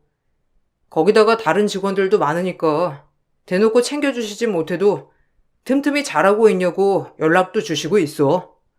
아마 이번에 큰 계약권 성사시키면 그만큼 회사도 성장하고 나도 승진하는데 도움이 되지 않을까 싶은데. 안 그래도 대표님이 이번에 연봉 조정하실 거라곤 하셨거든. 이거 잘 되면 진짜 좋은 기회가 될 것 같아. 타이밍 좋게 연봉 협상 시기에 남편은 회사에서도 가장 바라던 미팅을 성사시키게 되었고 좋은 기회를 잡을 수 있게 되었어요. 그래서 그런지 남편은 정말 열정적으로 며칠 밤을 새워가면서 준비를 하더라고요. 전 남편이 그렇게 열심히 준비를 했으니 잘 될 거라고 당연히 생각했죠. 그런데 며칠 뒤 남편은 잘 마시지 못하는 술이 떡이 돼서 집에 들어왔어요. 와서는 아무 말도 없이 절 가만히 앉혔죠. 여보, 무슨 일 있었어? 안 그래도 아까 당신한테 전화했는데 안 받길래 회식 간다고 해서 좋은 일인가 싶었는데 아니었어? 왜? 당신 추진하던 거 그거 계약 성사가 안 된 거야? 아휴, 그래서 이렇게 술을 많이 마셨어? 속상했겠다, 우리 남편. 아니야. 계약은 잘 성사했어. 거래처 쪽에서도 우리가 생각했던 것보다 훨씬 더 많은 계약을 해줘가지고 첫 계약인데 그쪽에서도 역대급으로 계약 성사시킨 거라곤 하더라고. 잘 됐지 뭐. 오늘 회식도 그래서 하게 된 거야. 계약도 잘 되고 해서. 어, 그럼 잘 된 거 아니야? 왜 이렇게 기운도 없고 회식 자리에서 무슨 일 있었어? 당신 며칠 동안 엄청 노력했던 계약이잖아. 고생하면서 준비한 거라서 집에 오니까 긴장이 확 풀려서 그래? 당신 못 마시던 술도 이렇게나 많이 마시고. 아, 그게 이번 계약건 내가 체결한 게 아닌 게 됐어. 오늘 중간에 갑자기 급하게 상황이 생겨가지고 내가 미팅에 참석을 못했거든. 회사에 가보니까 내 팀원들도 아무도 안 갔더라고. 물어보니 양대리가 그래도 내가 못 가면 자기가 가는 게 맞다고 가서 계약을 했나 봐. 난 그래도 우리가 준비한 거니까 대신 가더라도 우리 팀으로 진행할 줄 알았는데 자기들이 진행한 걸로 했더라고. 뭐 어떻게 말이 전달된 건지. 대표님이 나한테 그래도 미팅건이 급한 건데 거기에 집중을 했어야 하는 거 아니냐고 하시고. 아, 그게 무슨 말이야? 그럼 양대리 그 사람이 당신 계약을 가지고 갔다는 거야? 아니, 어떻게 그럴 수가 있어? 당신 그 거래처, 당신이 직접 미팅 잡고 그랬잖아. 그럼 계약을 할 때도 당신이 담당자로 계약이 되어 있어야지. 이게 무슨 말이야? 대표한테 말이라도 해봤어? 당신이 다 준비한 건데 그쪽에서 채간 거라고 말이라도 해보지 그랬어. 말해봤지. 알았다곤 하시는데 솔직히 중요한 미팅인데 그거보다 더 중요한 일이 어디 있겠어. 난 이미 거래처에 나 대신 팀원들이 갈 거라고 미리 양해 구해놨는데 어떻게 알았는지 양대리가 담당자로 가서 했더라고. 참, 어떻게 이렇게 되냐. 그래도 회사에 좋은 일이 된 거니까 넘어가야겠지?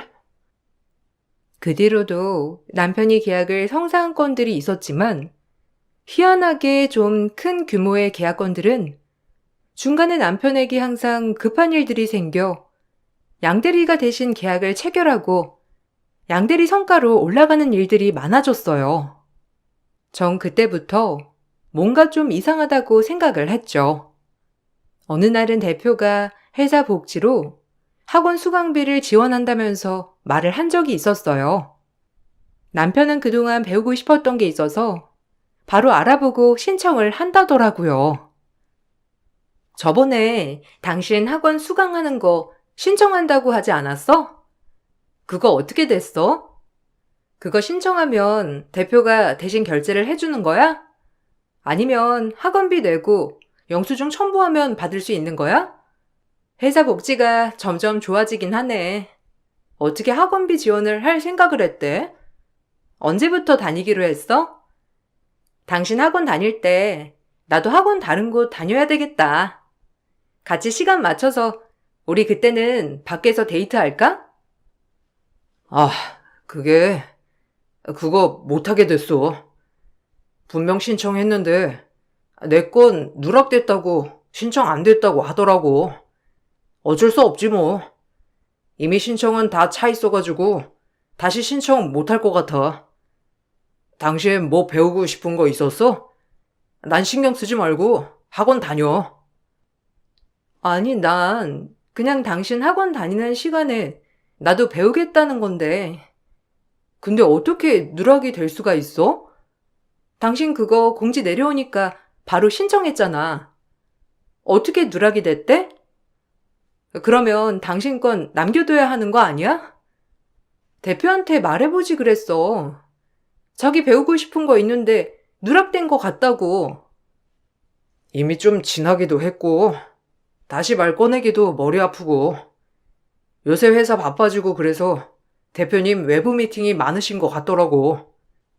회사 내부 관리는 거의 부대표가 하고 있어서 꺼내기도 그렇고, 좀 이상한 게 하나 있긴 한데, 내가 빠지니까 부대표랑 양대리 자녀 복지로 학원비 지원 받겠다고 했더라고. 회사 내에 자녀 있는 사람이라곤 부대표랑 양대리 뿐이긴 하지만, 뭐 내가 너무 확대해서 생각하나? 헐, 아닌데? 그거 좀 이상한 거 같은데? 대표는 회사 직원들한테만 복지로 학원비 지원해준다고 한 거 아니었어? 그건 누가 그렇게 하겠다고 한 거야? 대표한테 말이라도 해야 하는 거 아니야? 받을 사람은 혜택 못 받고 있는데 회사가 어떻게 돌아가는진 알아야지. 아, 그러니까. 그렇다고 하나하나 다 이상하다고 짚을 수도 없고 말이야. 그냥 이런 거 다 지적하기 머리 아파서 넘어갔어. 다들 말하고 싶어 하긴 하는데 쉬쉬하는 것 같더라고.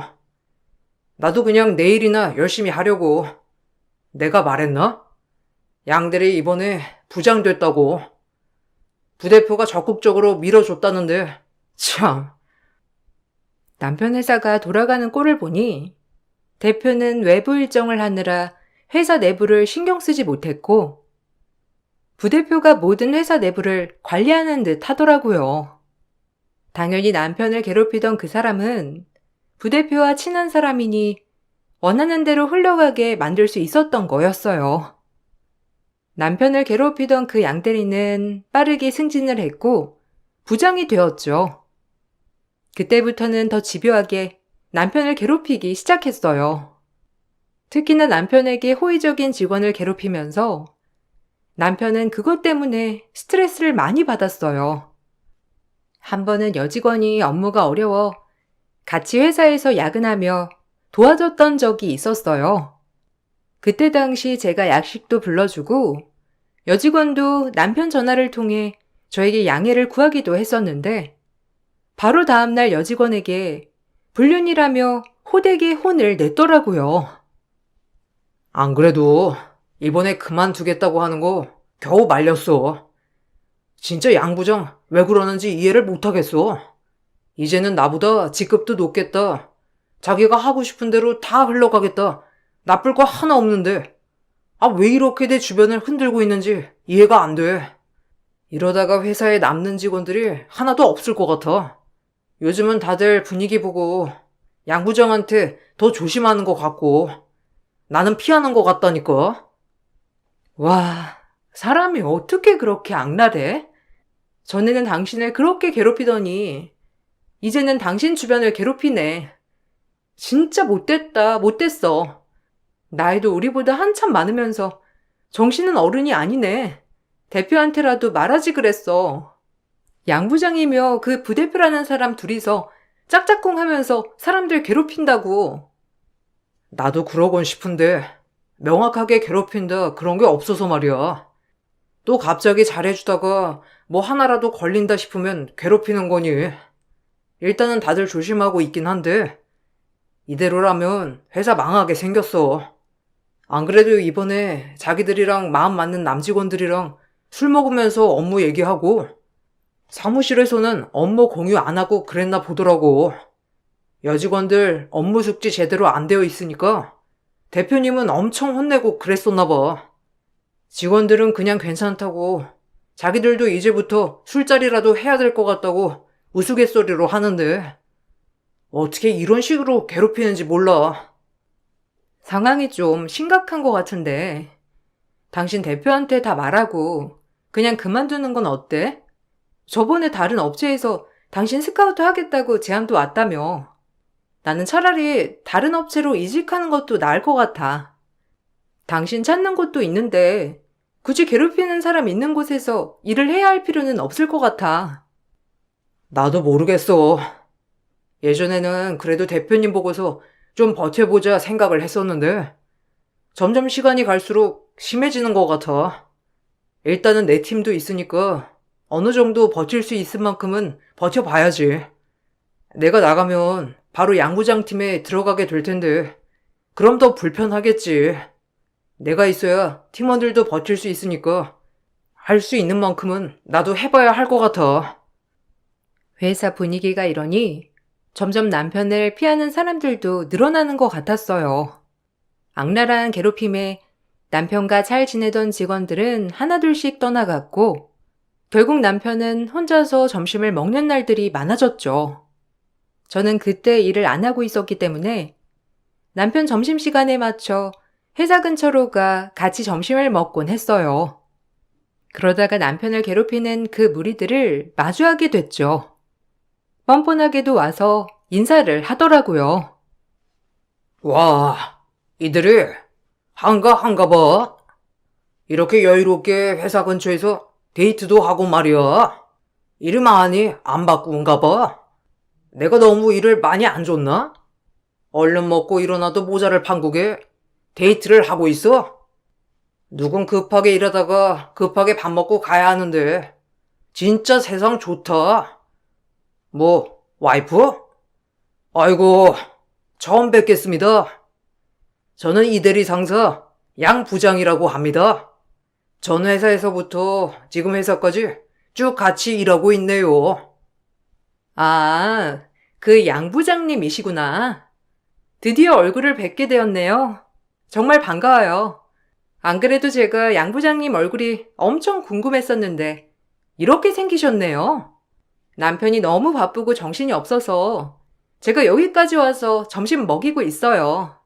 보아하니 아까 점심시간 전에 회사 입구에서 한 대 태우시고 계시던데 생각보다 일이 바쁘시진 않으신가 봐요. 여유롭게 한 대 태우실 시간도 있으시고. 그렇죠. 저는 관리자니까요. 일이야 이대리가 다 해야 하는 거니까 와이프로서 좀 속상하시겠네요. 이런 것도 다 능력이 있어야 부장 자리도 앉고 그러는 건데 보아하니 이대리는 만년 대리일 것 같은데 어쨌든 이대리 얼른 먹고 가서 일 마무리 좀 빨리 해. 오늘 아침에 준 서류를 아직도 다 마무리 못하면 어떡해? 야근 또 해야 되겠네. 능글맞게 생긴 양 부장의 얼굴을 보고 나니 사람의 인성이 얼굴로 보인다는 게 이런 말이구나 싶었죠. 다음에 다시 만난다면 꼭 뒤통수를 쳐주겠노라 다짐했어요. 그날은 머지않아 오게 되었어요. 회사 대표가 이사를 가게 되었는데 거기서 집들이를 한다며 초대를 받게 되었죠. 이른 아침 새벽부터 남편은 부랴부랴 준비를 하더니 먼저 나가보겠다며 나가길래 의아한 마음이 들었는데 남편 회사 대표 집들이에 갔더니 울 신랑만 주방에서 설거지를 하고 있더라고요. 여보, 지금 여기서 뭐 하고 있어? 지금 거기서 설거지를 당신이 왜 해? 아니, 여기 대표 집들이 아니야? 왜 당신이 여기서 설거지를 하고 있는 건데? 다른 사람들은 다 뭐 하고 있는 거야? 집들이 할 때 원래 일하는 사람들 있는 거 아니었어? 당신 여기서 설거지 하려고 그 새벽부터 나온 거야? 세상에, 정말 뭐 하는 거야? 얼른 고무장갑 벗어. 무슨 소리인가 했더니만 이대리 와이프 왔구나. 이대리 와이프 사회생활 안 한다고 했었나? 그래서 이런 거는 하나도 모르는가 보다. 니는 마누라한테도 같이 하자고 해. 재수씨, 이럴 때 내조를 잘해야 되는겨. 안 그러면 이대리 진짜 말년들이 되는 거라니까. 가서 같이 고무장갑 끼고 설거지도 빡빡하고 잘 보여야 승진도 하는 거지. 지금 뭐 하자는 거예요? 왜 우리 남편이 여기서 설거지를 하고 있으며, 그리고 당신들은 왜 죄다 밖에서 술이나 마시고 있는 거냐고요? 여기 대표 집들이 아니에요? 대표는 안 보이고 지금 뭐 하자는 겁니까? 아휴, 이래서 사회생활도 안 하는 여자랑은 말도 안 나눠야 하는 건데. 이들이 와이프 교육 좀 시켜야 되겠다. 어떻게 된 게 예의가 이렇게 없어? 저기 재수씨가 이러는 거 굉장히 경우 없는 태도인 거 알아요? 사회생활 안에서 잘 모르는 건 알겠는데 원래 상사 집에 가면 바닥부터 닦는 게 부하 직원이 하는 일이에요. 잘 알지도 못하면서 여기 고무장갑 얼른 끼고 남편 불쌍하면 그렇게 소리칠 게 아니라 같이 설거지나 해요. 양 부장은 제 손에 고무장갑을 쥐어주면서 비웃듯이 말을 했죠. 전 그 사람의 표정과 그 사람 뒤로 보이는 다른 직원들의 비웃음을 보며 더 이상 참을 수 없다 생각이 들었어요. 그때 밖에 나갔던 대표가 집으로 들어오다 막 도착한 절 보더니 벌벌 떨며 저에게 말을 했어요. 아니 사장님. 아니 여기까지는 어쩐 일로? 제가 여기 사는 건 어떻게 아시고? 혹시 여기 근처에 사셨어요? 오늘 회사 직원들 초대해서 집들이 하려고 해서 다들 모였습니다. 시끄러우셔가지고 올라오셨어요? 아이고, 사장님이 여기 사시는 줄은 몰랐네요. 어떻게 이런 우연이? 마침 잘 됐네요. 오셔서 식사 한번 하시고 가시죠. 제가 따로 얘기 드릴 것도 있고. 아니요. 저 여기 이대리 와이프입니다. 안 그래도 대표님 저번에 뵙고 놀랐는데 절 알아보시지 못하시더라고요. 언제 말씀을 드려야 하나 했었거든요. 마침 잘 됐네요. 여기 이렇게 다들 모여 있으니 대표님 참 알뜰살뜰 하시네요. 이렇게 직원한테 집들이 설거지까지 시키시고 다른 직원들 술파티 벌이면서 노는 사이에 저희 남편만 열심히 설거지하고 있어서 제가 한 소리 좀 했어요. 네? 아니, 그게 무슨... 아닙니다. 제가 이대리한테 설거지를 하라고 시킨 게 아니고, 양 부장, 지금 이게 뭐 하는 거야? 왜 고무장갑을 이대리가 끼고 있어? 양 부장 아는 집들이 업체에 있다고 해서 거기 연결해서 음식하고 설거지하고 그렇게 진행하겠다고 한 거 아니었나? 근데 왜 이대리가 고무장갑을 끼고 있냐고? 얼른 와서 설명해봐. 대표님은 회사 상황을 전혀 모르시고 계시네요. 그렇게 직원들 끔찍하게 생각하시는 것처럼 말하시더니만 정작 회사가 어떻게 돌아가는지 전혀 가늠도 안 잡고 있었나 보네요. 참, 이런 회사에 제가 투자를 하고 있었다는 게 끔찍하네요. 어찌됐든 회사 상황 잘 봤습니다. 곧 연락드리죠. 전 남편의 손을 잡고 그 집을 나왔어요. 집에 가는 차에서 전 남편에게 제 정체를 밝혔죠. 남편은 저희 친정집이 잘 산다는 사실은 알고는 있었지만 이 정도일 거라곤 생각도 못했다고 하더라고요.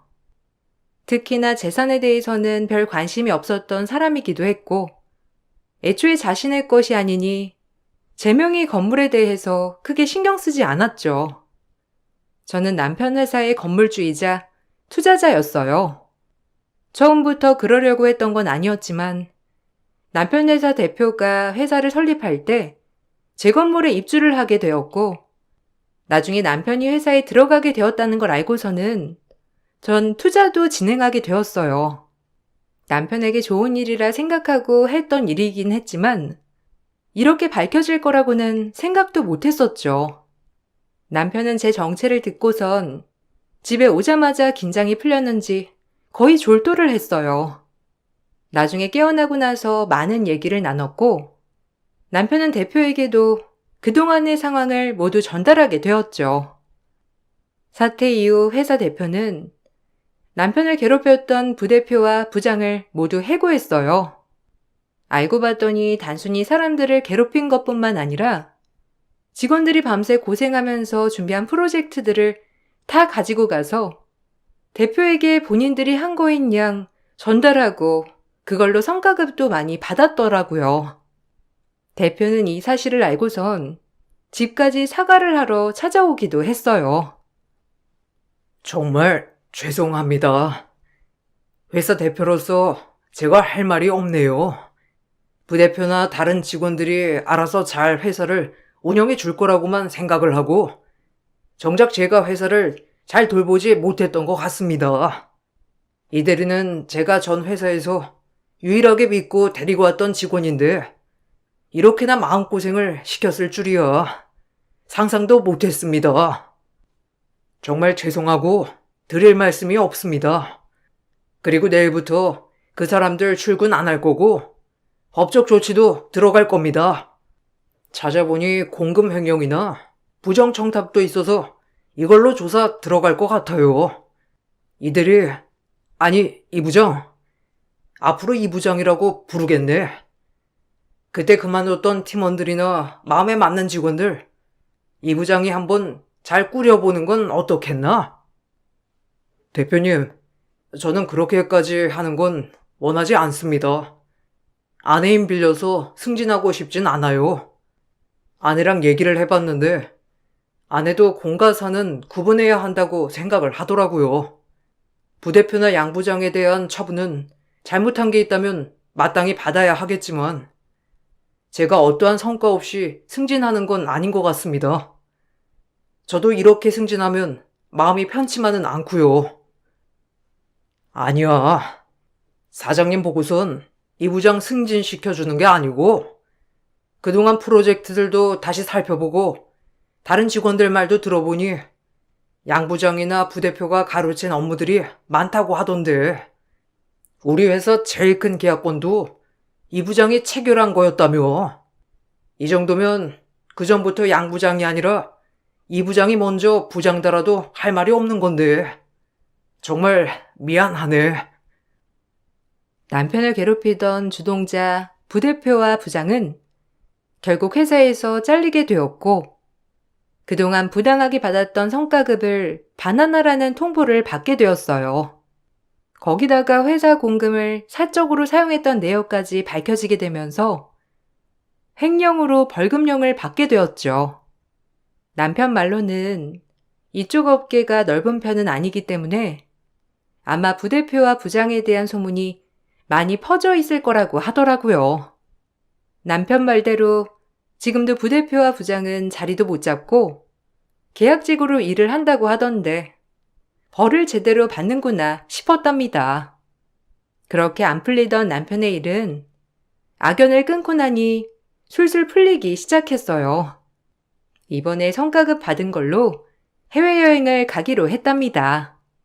인과응보라는 걸 저는 안 믿는 편이었는데 이번 남편의 일로 세상에 인과응보는 존재하는구나 알게 되었답니다.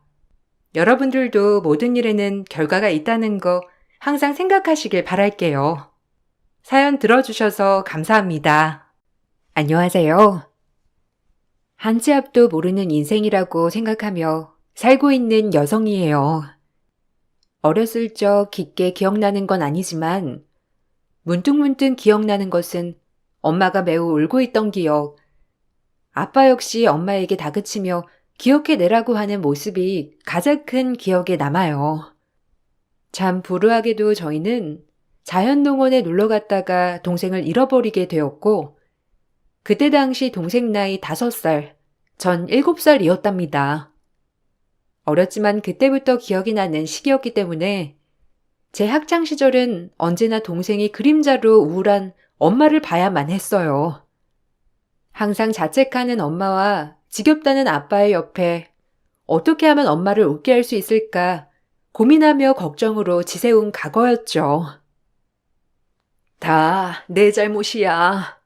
내가 그때 손만 놓지 않았더라면, 화장실에 혼자 가지 않았더라면 그럴 일은 없었다고. 우리 영원이 얼마나 컸을까?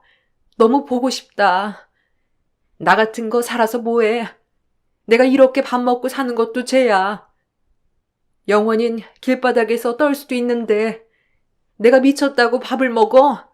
엄마 자격도 없는데. 우리 영원이 보고 싶어. 내 딸. 한 번만 안아봤으면. 아, 제발 그만해. 이제 잊고 살 때도 됐잖아. 막말로 당신 때문에 우리는 꽂아놓은 보루자루처럼 이게 뭐냐고. 말해봐. 아빠, 엄마, 제발 그만해. 싸우지 마. 내가 영원히 찾아볼게. 그러니까 제발 엄마도 그만 울어요. 내가 더 잘할게. 네가 영원이를 대신할 수 있어? 넌 엄마 마음 절대 몰라. 우리 영원이 그 귀엽고 어린 게 얼마나 무서울 거야.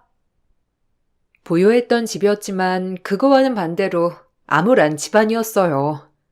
저 역시 엄마 때문에 동생을 잊고 산 적은 단 한 번도 없었답니다. 어려서 늘 동생의 꼬리표로 인해 저 역시 노이로제가 걸릴 지경이었지만 최대한 우울한 엄마가 어떻게 될까봐 티는 내지 않았죠. 그렇게 우울했던 집을 벗어나고 싶다는 꿈이 있었고 그렇게 만나게 된 게 예비 남편이었어요. 제가 운영하고 있는 인테리어 회사에 외주업체에서 일하는 직원이었는데 처음 보는 저에게 싹싹하고 친절한 모습이 사람을 기분 좋게 하였거든요.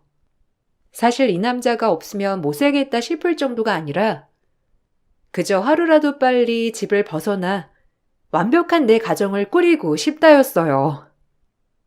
우리 엄마가 한번 보자고 하시는데 자긴 어때? 사실 내가 장남인데 결혼이 늦어져서 엄마가 걱정이 이만저만 아니거든. 어차피 우리가 결혼 얘기도 오가는 만큼 자기 부담스럽지 않으면 그냥 한번 얼굴이나 보고 밥이나 먹자는데? 나야 괜찮지. 그래. 어머님더러 말씀드려서 시간 정하는 게 좋을 것 같아. 어떤 분이실지 너무 기대되고 그렇네. 엄청 좋아하실 거야. 솔직히 우리 집 얘기라서 내 얼굴에 침 뱉는 꼴이지만 재수 씨를 엄마가 엄청 마음에 안 들어 하셔.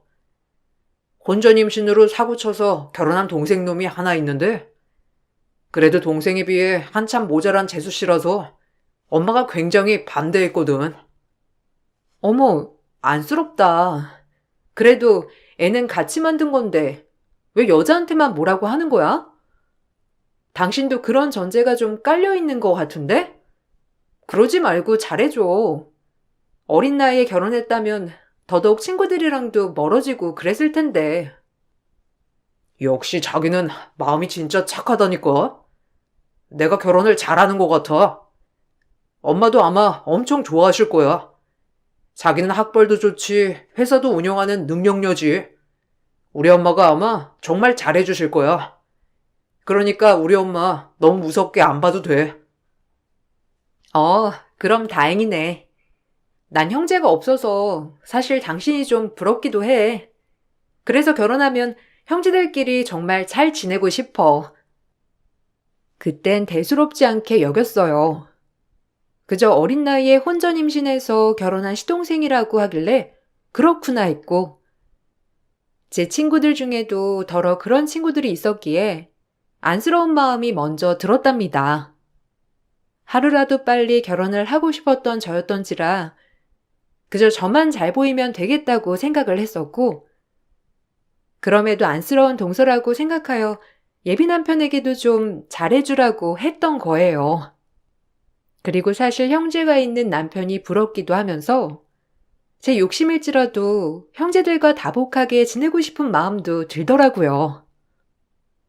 어머, 얼굴이 되게 익숙한 게 우리 가족 같네요. 우리 집 인사 오기 전에 내가 먼저 보자고 했어. 얼마나 궁금하던지. 애 아빠는 벌써부터 큰며느리라고 온 동네에 난리를 치는 거 있죠? 우리가 좀 주책이긴 하지. 아, 맞다. 아버님이 원두 공장 운영하신다더니 사실이에요? 학벌도 고려대 토목공학과 나왔다고 하고 내가 정말 놀랬잖아. 우리 아들 안목에.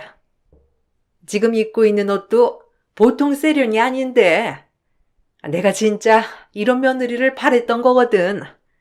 어쩜 이렇게 첫눈에 내 이상형일까? 에이, 아니에요. 석구 씨도 정말 훌륭한걸요. 그래도 이렇게 마음에 들어해 주셔서 정말 감사합니다. 참 행복해요. 내 엄마 나 생각하고 우리 편하게 지내자고. 내가 며느리가 있어도 마음에 썩 차지 않아서 지금 승주 씨가 너무 좋아. 늘 우울하고 어두웠던 집에만 있어서 그런지 이렇게 저를 밝게 맞아주시는 예비 시어머니에게 저 역시 감동을 했어요. 집이 잘 살지만 엄마 아빠를 기쁘게 해드리겠다는 마음 하나로 공부에만 매달린 제가 숨을 쉴 수 있는 창구같이 느껴졌답니다. 제가 결혼을 하겠다고 하자 엄마와 아빠는 그간 저에게 미안했던 마음을 하나둘 떨쳐 보이시며 펑펑 우시더라고요. 그 눈물에 죄송하기도 하면서 나 혼자 행복하겠다고 떠나는 것 같아 죄책감이 들며 엄마 아빠에게 죄송한 마음이 들었어요. 너한텐 정말 면목 없고 미안해. 엄마가 그래도 정신을 차리고 살았어야 했는데 너한테 못해준 거 투성이다. 그러게 말이야. 우리가 영원히 때문에 너한테는 늘 죄인이야. 너도 어린 나이였는데 아픈 것들만 보여주게 되었으니. 그래도 이렇게 장성해서 결혼을 한다고 하고 아빠가 면목 없고 정말 할 말이 없어. 결혼하는데 도움이 필요하면 언제든 말해. 아니야. 아이를 잃는다는 게 상상할 수 없는 고통인데 엄마 아빠도 잘 버텨줘서 고마워. 그리고 나도 미안해요. 사실 원망도 많이 했고 속으로 나쁜 생각도 많이 했거든. 근데 이렇게 엄마 아빠한테 미안하단 말 들으니 나도 미안하네. 나 이제 다 떨쳐버리고 잘 살게. 그러니까 엄마 아빠도 그냥 이제 우리 식구만 행복해지도록 노력해보자. 영원히 그만 생각하고. 그날 셋이 많이 울었어요. 사실 마음에 못한 말들이 더 많았지만 심신이 쇠약해진 엄마였기에 제대로 말을 하지 못했답니다. 그래도 엄마와 아빠는 제가 결혼을 준비한다고 하자 이것저것 신경을 써주며 어렸을 때 못다했던 것들을 해주시려 노력했고 오히려 저에 대한 미안함이 있으셨는지 신혼집까지 마련해준다는 아빠였어요. 이 이야기를 예비 남편에게 전달해주자 좋아하더라고요. 그리고 그땐 저도 이기적이었던지라 아빠가 해준다는 것을 덥석 받아도 되겠다고 생각이 들곤 하였죠. 그동안 아빠 엄마에게 받은 무관심이 다였으니 이런 거는 아빠가 당연히 해줘야 한다라고 생각이 깔려 있었던 못된 딸이었어요. 와, 진짜? 장인어른 진짜 통 크시다. 하긴, 그러니까 공장을 크게 하나 운영하시지. 그래도 그 지역에 그 집값이면 어마어마할 텐데. 와, 나 땡겨본 거 아니야? 나한텐 자기가 보물이지만 그래도 막상 집을 해주신다니 너무 좋네. 그러게. 아빠가 아무리 여유 있어도 많이 부담이실 텐데. 그래도 우리 행복하게 살라고 해주신 선물이니 감사히 받자. 당연하지. 마누라가 예쁘면 처가댁의 말뚝바가 절을 한다는데 내가 딱 그 짝이네. 나 당신 만나고 인생 폈다. 우리 엄마가 들으면 진짜 어떠실까? 아마 싱글벙글이실걸? 가뜩이나 당신 좋아가지고 빨리 결혼 날짜 당기라고 하는데.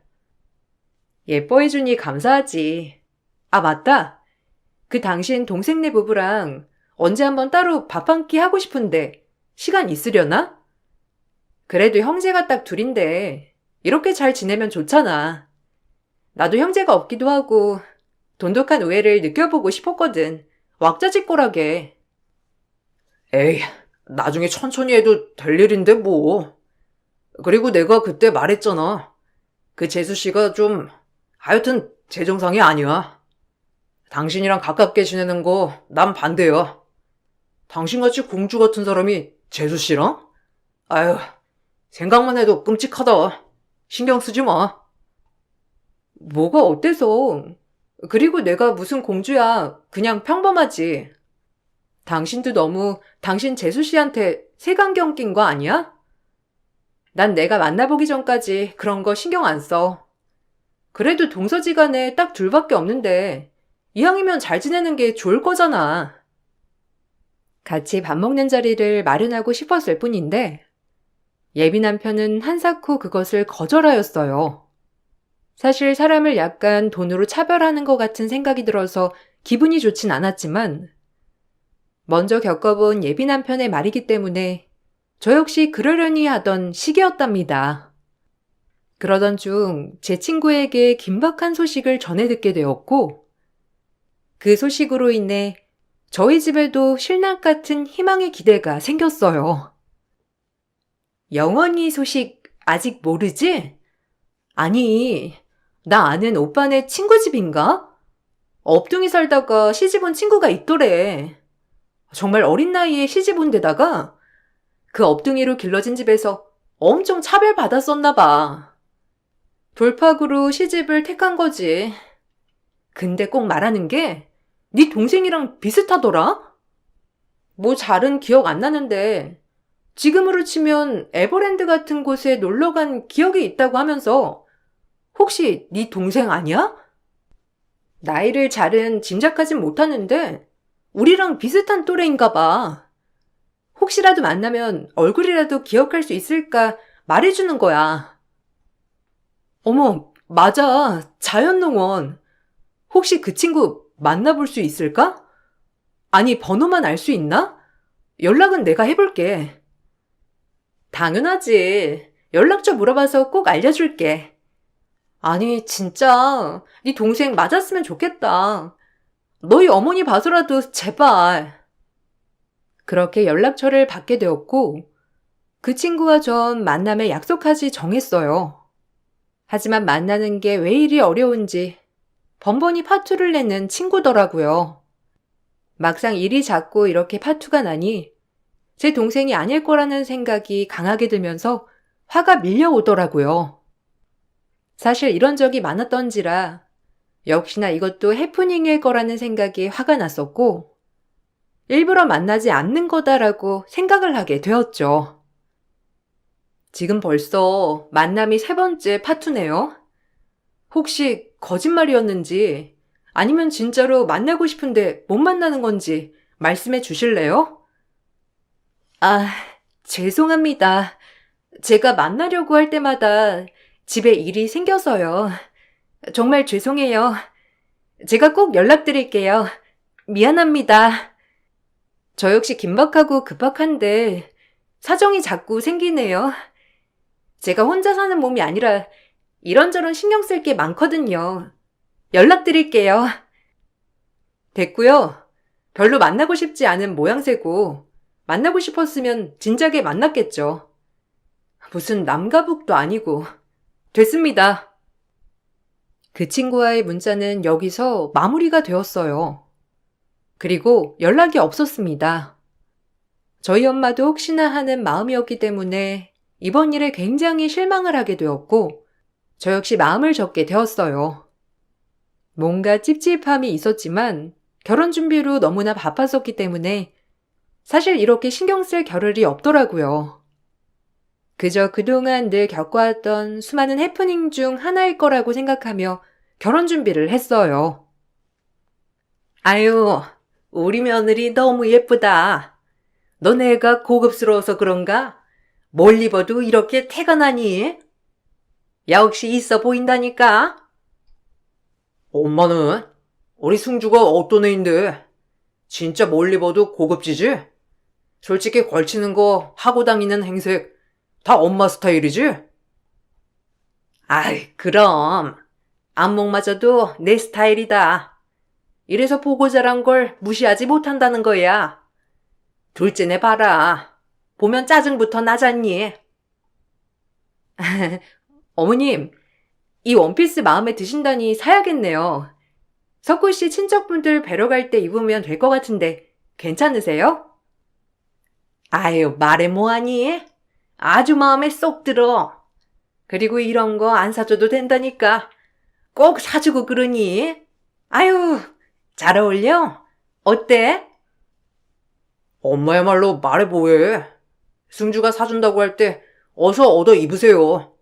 며느리 잘 둔 덕에 이런 것도 있고 좋으시죠? 당연하지. 내가 이제야 며느리를 본 것 같다. 우리 승주가 굴러 들어온 복이지 뭐. 내가 그 화상만 생각하면 아휴. 예비 시어머니가 밥을 사준다고 만난 김에 제가 입을 원피스 그리고 예비 시어머니의 옷을 한번 사드렸어요. 그러니 당장에 입꼬리가 올라가시며 또다시 제 칭찬을 자자하게 늘어놓았고 늘 말끝엔 예비 동서의 험담을 하곤 하셨답니다. 이제 뭐 가족이 될 거니까 말하는 건데 내가 진짜 속이 많이 상했었거든. 내 나이보다 한 10년은 늙어 보이지? 이게 다 걔 때문이야. 없이 살다가 애나 덜컥 가져가지고 우리 집에 들어왔는데 답답하고 해온 것도 없이 밥만 축내가지고 내가 얼마나 볼 때마다 속이 터지는데. 그래도 끝까지 붙어 있는 거 있지? 근데 이렇게 예쁜 며느리 얻어서 다 풀렸어.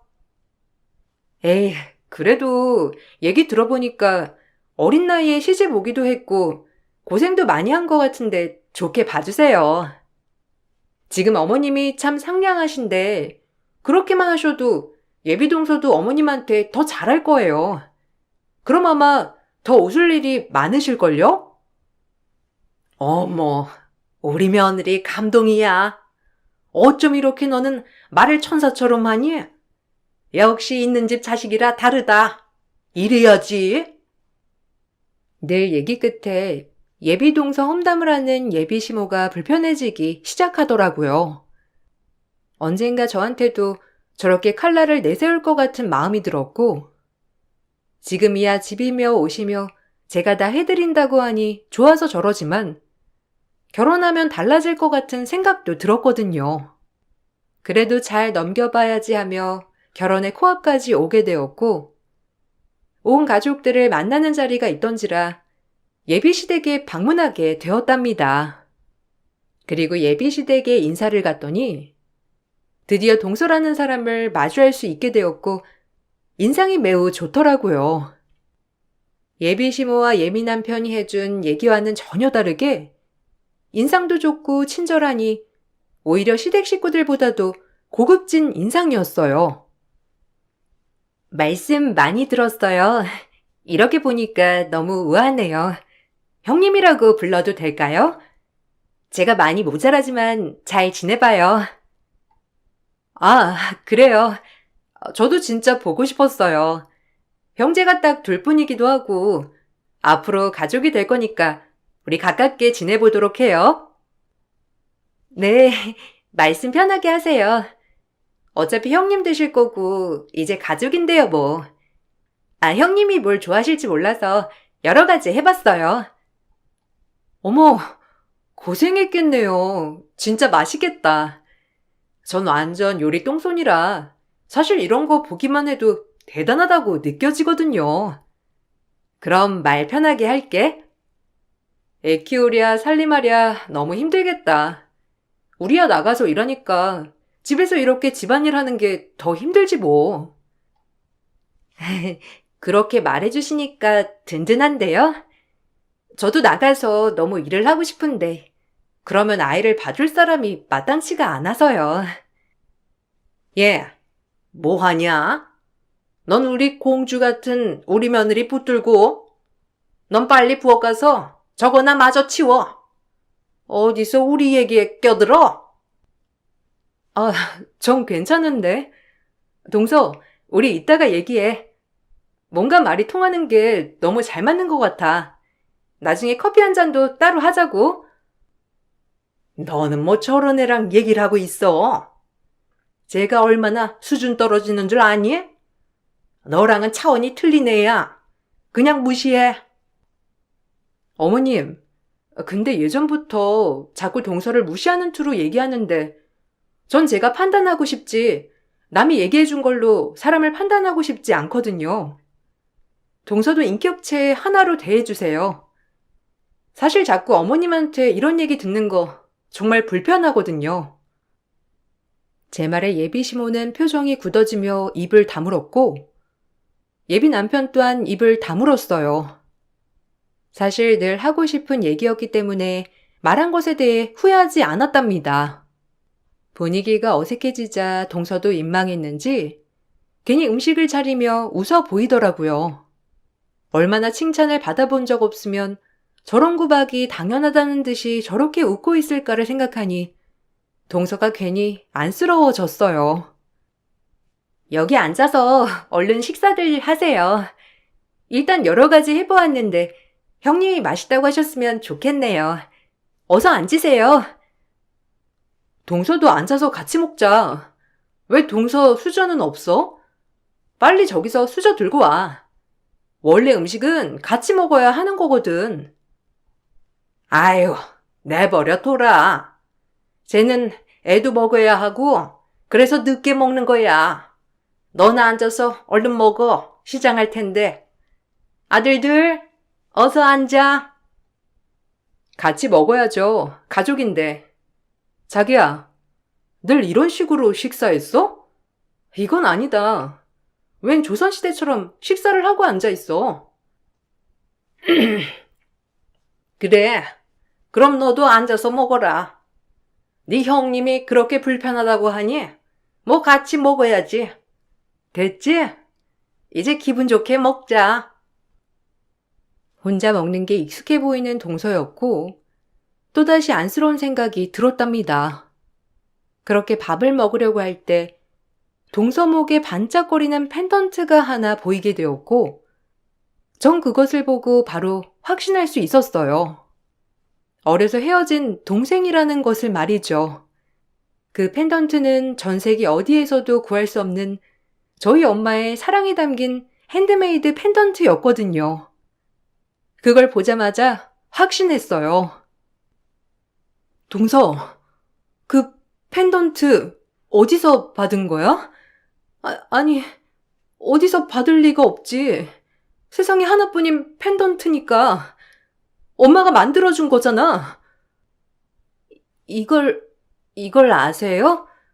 엄마라니. 어려서부터 차고 있던 거예요. 이게 혹시라도 제 가족을 찾을 수 있을까 싶어 애지중지했던 거고요. 이 목걸이에 대해서 아신다면 그럼 제 부모님도 아시겠네요? 어떻게 된 건지 얼른 말해주세요. 사실 제가 사연이 많거든요. 아마도 그 목걸이가 어려서부터 쭉 안 빠지고 걸려 있었다면 동서가 내 동생이 맞을 거야. 일단 우리 유전자 검사부터 하자. 네? 동생이라뇨? 아니, 이게 어떻게 된 일인지. 그럼 형님이 제 언니라는 거예요? 그 목걸이 정말 똑같은 거네요? 봐봐. 우리 똑같은 목걸이잖아. 나도 한 번도 뺀 적 없어. 혹시나 동생이 찾고 있을 거란 생각을 많이 했거든. 그 후엔 사실 정신이 없어서 기억이 잘 안 나요. 밥을 먹으려고 하다가 동서를 데리고 뛰쳐나왔고 뒤에선 어리둥절해하는 예비 시모와 예비 남편이었어요. 그리고 유전자 검사를 하기 전 동서와 밤새 대화를 했답니다. 어렴풋 기억나는 놀이공원에서의 일화, 그리고 친구가 알려준 전화번호의 주인공이 동서가 맞더라고요. 동서는 하루 종일 살림하고 애를 보느라 집에서 외출조차 제대로 할 수 없었다고 했고 그럼에도 갈 곳이 없어서 그 집에 붙어 있어야 했다고 했어요. 외출 한번 하려고 하면 시어머니가 막말에 애를 가지고 압박을 일삼았다고 하여 동서는 꼼짝없이 노비처럼 집에서 일만 했다고 하더라고요. 그리고 그동안 얘기를 해주었는데 제가 동생을 잃어버린 경로와 똑같았습니다. 역시나 제 동생임을 확신하게 되더라고요. 길을 잃어 업둥이로 한 부부집에 들어가게 되었고 지금까지 친자식들과 차별을 받으며 살았다고 하더라고요. 그동안 살아온 세월에 대해 이야기하는데 정말 눈물이 주룩주룩 흐르면서 슬펐어요. 그리고 날이 밝고 유전자 검사를 하게 됐고 결과가 나오는 동안 동서는 집에 들어가 이 모든 사실을 고하며 집을 나올 준비를 했답니다. 저 역시 그 결과가 나오기 전에 부모님께 제가 동생을 만나게 된 경위를 얘기를 했고 부모님은 당장이라도 동생을 만나고 싶다며 발벗고 나서게 되었어요. 그리고 결과지를 받는 순간 동생은 저희 가족이 그토록 찾아 헤매던 어렸을 적 헤어진 제 친동생이 맞았고 전 동생을 꼭 안고 집에 빨리 가자고 하였죠. 미안하다. 지금 찾아서 엄마 아빠가 정말 많이 그리워해. 널 한순간도 잊어본 적 없어. 우리 엄마 아빠한테 가보자. 내가 언니 동생이라니. 나한테도 부모님이 진짜 있었다니. 드디어 나도 남의 눈치 안 보고 살 수 있는 거야? 당연하지. 이제 널 세상 최고로 만들어 주실 거야. 그동안 얼마나 고생 많았니? 정말 힘들었겠어. 앞으로 꽃길만 걷자. 부모님이 많이 기다려. 엄마 아빠는 평생 널 잊어본 적이 없거든. 사실 엄마는 지금도 많이 힘들어해. 얼른 가자. 그렇게 전 동생을 집에 데려갔고 유전자 검사지까지 보여주었답니다. 동생은 무호적으로 유기된 채 지금의 양부모를 만났는데 몇 년을 무호적으로 업둥이처럼 살다가 2005년 무호적자들에게 호적을 찾아주는 선례로 양부모가 그래도 호적까지는 만들어줬다고 했어요. 나이도 임의로 설정한 것이었지만 그래도 또래와 나이가 비슷하게 되었더라고요. 엄마와 아빠는 폭풍 같은 눈물을 흘리며 동생과 저를 꽉 껴안아 주었고 그동안 동생에게 있었던 일을 들으며 분노도 할 수밖에 없었어요. 제 예비시댁이라는 곳에서 동생을 말도 안 되게 고된 노동을 당하고 있었고 아이를 볼모 삼아 어디 갈 곳도 없는 동생을 구박하며 늘 괴롭혔던 정황이 밝혀진 거죠. 오히려 이런 괴롭힘이 당연하다는 듯이 덤덤하게 얘기하는 동생의 모습에 더더욱 눈물이 나면서 여린 몸을 안아주고 싶더라고요. 양부모라고 해도 먹여주고 입혀준 게 크지만 그래도 여러모로 차별을 매우 많이 당했다고 했어요. 절대 용서 안 한다. 그딴 집안. 너도 결혼 물러. 안 봐도 비디오야. 그딴 인성을 가진 인간들이 잘해줘봐야 얼마나 잘해주겠니? 진짜 끝내려고 했어. 사실 불편한 게 한두 가지가 아니었거든. 그리고 내 동생 욕을 그렇게 했는데 내가 참을 수 있겠어? 너 아이까지 데리고 올 수 있게 소송 들어갈 거야. 이래봬도 엄마랑 아빠가 그 정도는 해주실 수 있는 능력은 되거든. 정말이야? 우리 아이까지? 그 집 말로는 난 아무것도 가진 게 없어서 이혼을 해도 무조건 양육권을 뺏긴다고 하더라고. 웃기지 말라고 그래. 얼마나 가스라이팅을 해댔으면. 그리고 네가 왜 아무것도 가진 게 없어? 우리가 있는데. 이제 두고 봐. 저흰 그렇게 소송을 걸게 되었고 예비 남편은 이 모든 사실을 알고 저에게 싹싹 빌게 되었어요. 사실 빌어야 할 사람은 제가 아니라 제 동생인데 이것 또한 어이가 없더라고요. 제 동생에게 함부로 대한 것이 용서가 정말 되지 않아서 저 역시 예비 남편과 예비 시모에게 막말을 하게 되었고 제 막말에 예비 시모는 뒷목을 잡고 쓰러지기 일보 직전이었답니다. 우리가 네 동생인 거 알았겠니? 그리고 오갈 데 없는 거 받아주고 살게 해줬더니 이제 와서 칼을 겨눠? 어떻게 그래? 네 동생이 말을 지어내서 그렇지? 우리가 얼마나 잘해줬는데. 솔직히 지주제에 우리 아들 같은 사람 만날 수나 있었을 줄 알아? 그래서 그렇게 허구한 날 욕했나요?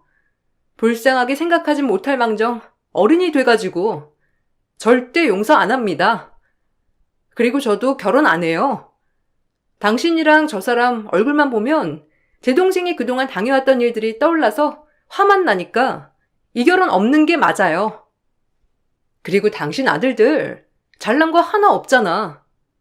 집 해줄 능력 있는 부모가 있어. 빵빵하게 지원해줄 부모가 있어.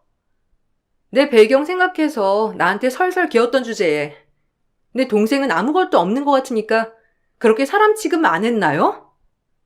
이유 막론하고 절대 용서 못해요. 아, 진짜. 왜 그래, 갑자기? 우린 좋았잖아. 아니면 아예 엄마 보지 말고 살자. 어? 그러면 되잖아. 내가 다 맞출게. 엄마 보지 말라고 하면 안 볼 거니까. 그러니까 우리는 결혼하자가. 내가 너한테 얼마나 맞추고 살았는데 네가 이제 와서 그러면 안 되는 거잖아. 내가 너한테 얼마나 설설 기었는데 이래? 네 동생한테도 사과할게. 우린 우리니까 계속 결혼 준비하자. 너도 내 동생 무시했잖아. 그리고 네 엄마를 어떻게 안 보고 사니? 딱 보니까 아주 찰떡궁 모자지간인 것 같은데. 됐어, 끝내. 그리고 벌써부터 엄마까지 버린다고 하는 네 심보를 보니 돈에 눈이 단단히 돌아도 제대로 돌았구나. 진짜 무서운 놈이다. 전 그렇게 파혼을 통보했고 드디어 예비시댁에게 피눈물 나는 복수를 시작했답니다. 25년 전 헤어진 내 동생을 만난 그 순간부터 돈에 목숨 건 돈만 밝히는 시댁 반전 참교육이 들어갔거든요. 여동생은 시댁을 상대로 정신적 피해 보상과 남편에겐 이혼소송, 위자료 청구 소송을 들어갔어요. 알고 보니 동생 남편도 정말 개차반이 따로 없더라고요. 밥 먹듯이 외도해 그래도 잘났다고 큰소리나 뻥뻥 쳐댔거든요. 그래도 동생은 똑똑하게 그동안의 시댁 사람들에게 독서를 들은 내용을 다 녹음해 두었고 남편의 외도까지 증거를 제출했답니다. 소송 비용과 최고의 변호사를 선임해준 덕분인지 법의 판결은 동생의 승소로 끝이 났어요. 양육비나 꼬박 보내. 그리고 이제 예전의 나 아니니까 함부로 굴 생각 마. 네가 그렇게 무시하던 내가 어떤 사람인 줄 이제 알겠니? 꼴랑 볼 것도 없는 것들이 지들보다 미친 것 같으니까 함부로나 굴고. 이러니까 인격이 있다고 하는 거야. 아, 어떻게 무자르듯 그러냐? 나도 처가덕 좀 봐야 되는 건데. 그동안 네가 나한테 해준 게 뭐가 있어? 나도 덕 좀 봤어야지. 뭐? 너 말 다 했냐? 내 동생 그렇게 무시해놓고 무슨 덕을 본다고? 여기서 이쯤 끝난 게 다행인 줄 알아. 그래도 니네 형 덕분에 내 동생 만나게 됐으니 그건 고맙다. 우리 이제 떨어지지 않고 잘 살아볼 거야. 너도 하던 외도 실컷 하셔. 안 말려. 우리가 이렇게 사갈 테니까 다시 생각해봐라. 그래도 부부 사이에 애가 있는데 그렇게 떨어지면 되겠어? 한 번만. 내가 이 소리를 언제쯤 하게 될까 기다렸는데 당신 같은 인간은 천벌 받아야 돼. 지 아들 잘난 것도 없으면서 목이나 빳빳이 들고 지 아들 귀한 줄 알면 남의 딸 귀한 줄도 알아야지. 언니네 집이 부자니까 상대적으로 기고 싶었나 보죠? 나한텐 하대하면서? 꿈 깨셔. 악한 사람은 언젠가 벌을 받게 되어 있지. 아마 위자료 주려면 그 얼마 안 되는 전셋집도 팔아야 할 거니까 잘해봐요. 그동안 내 동생을 얼마나 무시했으면 애가 독을 품었겠나요? 잘해주고 보듬어줬으면 지금 어마어마한 보상을 받았을 텐데. 참 꼴 좋네요. 그래도 고마워요. 당신들 아니었으면 내 동생 만나지도 못했으니까. 지금 난 매우 행복하네요. 잘 지내봐요, 어디. 그렇게 동생 부부에 대해 재판이 끝이 나고 동생은 또다시 하나의 숙제가 남았다고 했어요. 그것은 본인을 양자로 입양한 키워준 부모님들에 대해 파양 소송을 진행하는 것이었죠. 동생은 업둥이로 그 집에서 엄청 많은 살림을 하고 살았다고 했고, 도망치듯 지금 남편을 만나 결혼을 한 거라고 했습니다. 다시는 그 집안과 엮이고 싶지 않다고도 울면서 말하더군요. 하지만 돈 냄새를 맡은 건지 동생을 키워준 부모들은 절대 동생을 놔주지 않겠다고 하더라고요. 하지만 저희 부모님은 악착같이 파양 소송을 진행하였고 2년의 시간이 지난 후 동생은 정식으로 파양이 되었답니다. 정말 긴 싸움이었고 잘 싸워주었죠. 하지만 그래도 먹여주고 키워준 건 맞으니 저희 엄마는 따로 양부모를 찾아가 살해를 하였고 그걸 보고 양부모도 기분 좋게 제 동생을 놔주었답니다.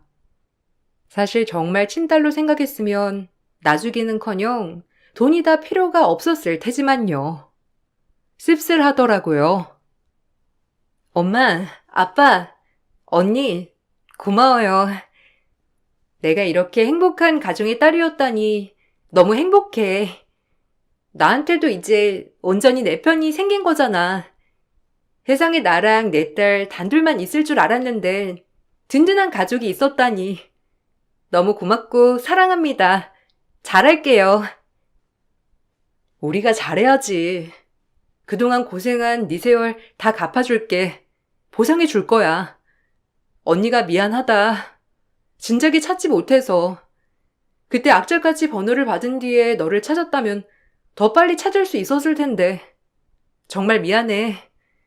앞으로 우리 헤어지지 말고 잘 살아보자. 우리 딸들, 엄마가 한없이 미안하다.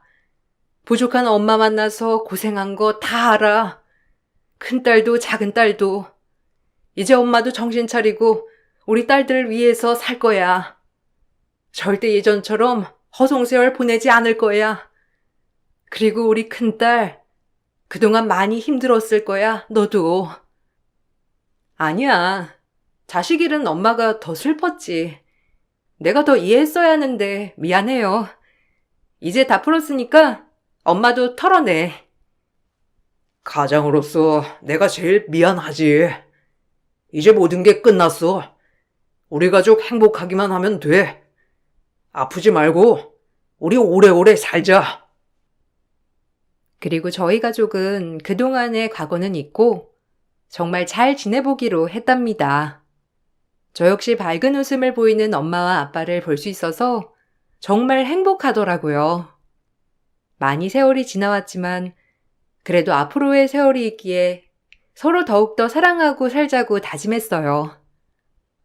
엄마 아빠는 이렇게 조카까지 생기게 되니 너무 행복하다고 하였고 어린 시절 동생한테 못해줬던 것을 손주에게 해줄 수 있어서 너무 행복하다고 하시더라고요. 저 역시 어린 시절 아껴주지 못한 동생을 지금부터 더 살뜰히 아껴줄 거라고 다짐했답니다. 돌고 돌아 만난 내 동생, 그동안에 암울했지만 앞으로는 웃게 해줄 거라고 다짐하며 글을 마쳐볼게요. 감사합니다. 행복하세요.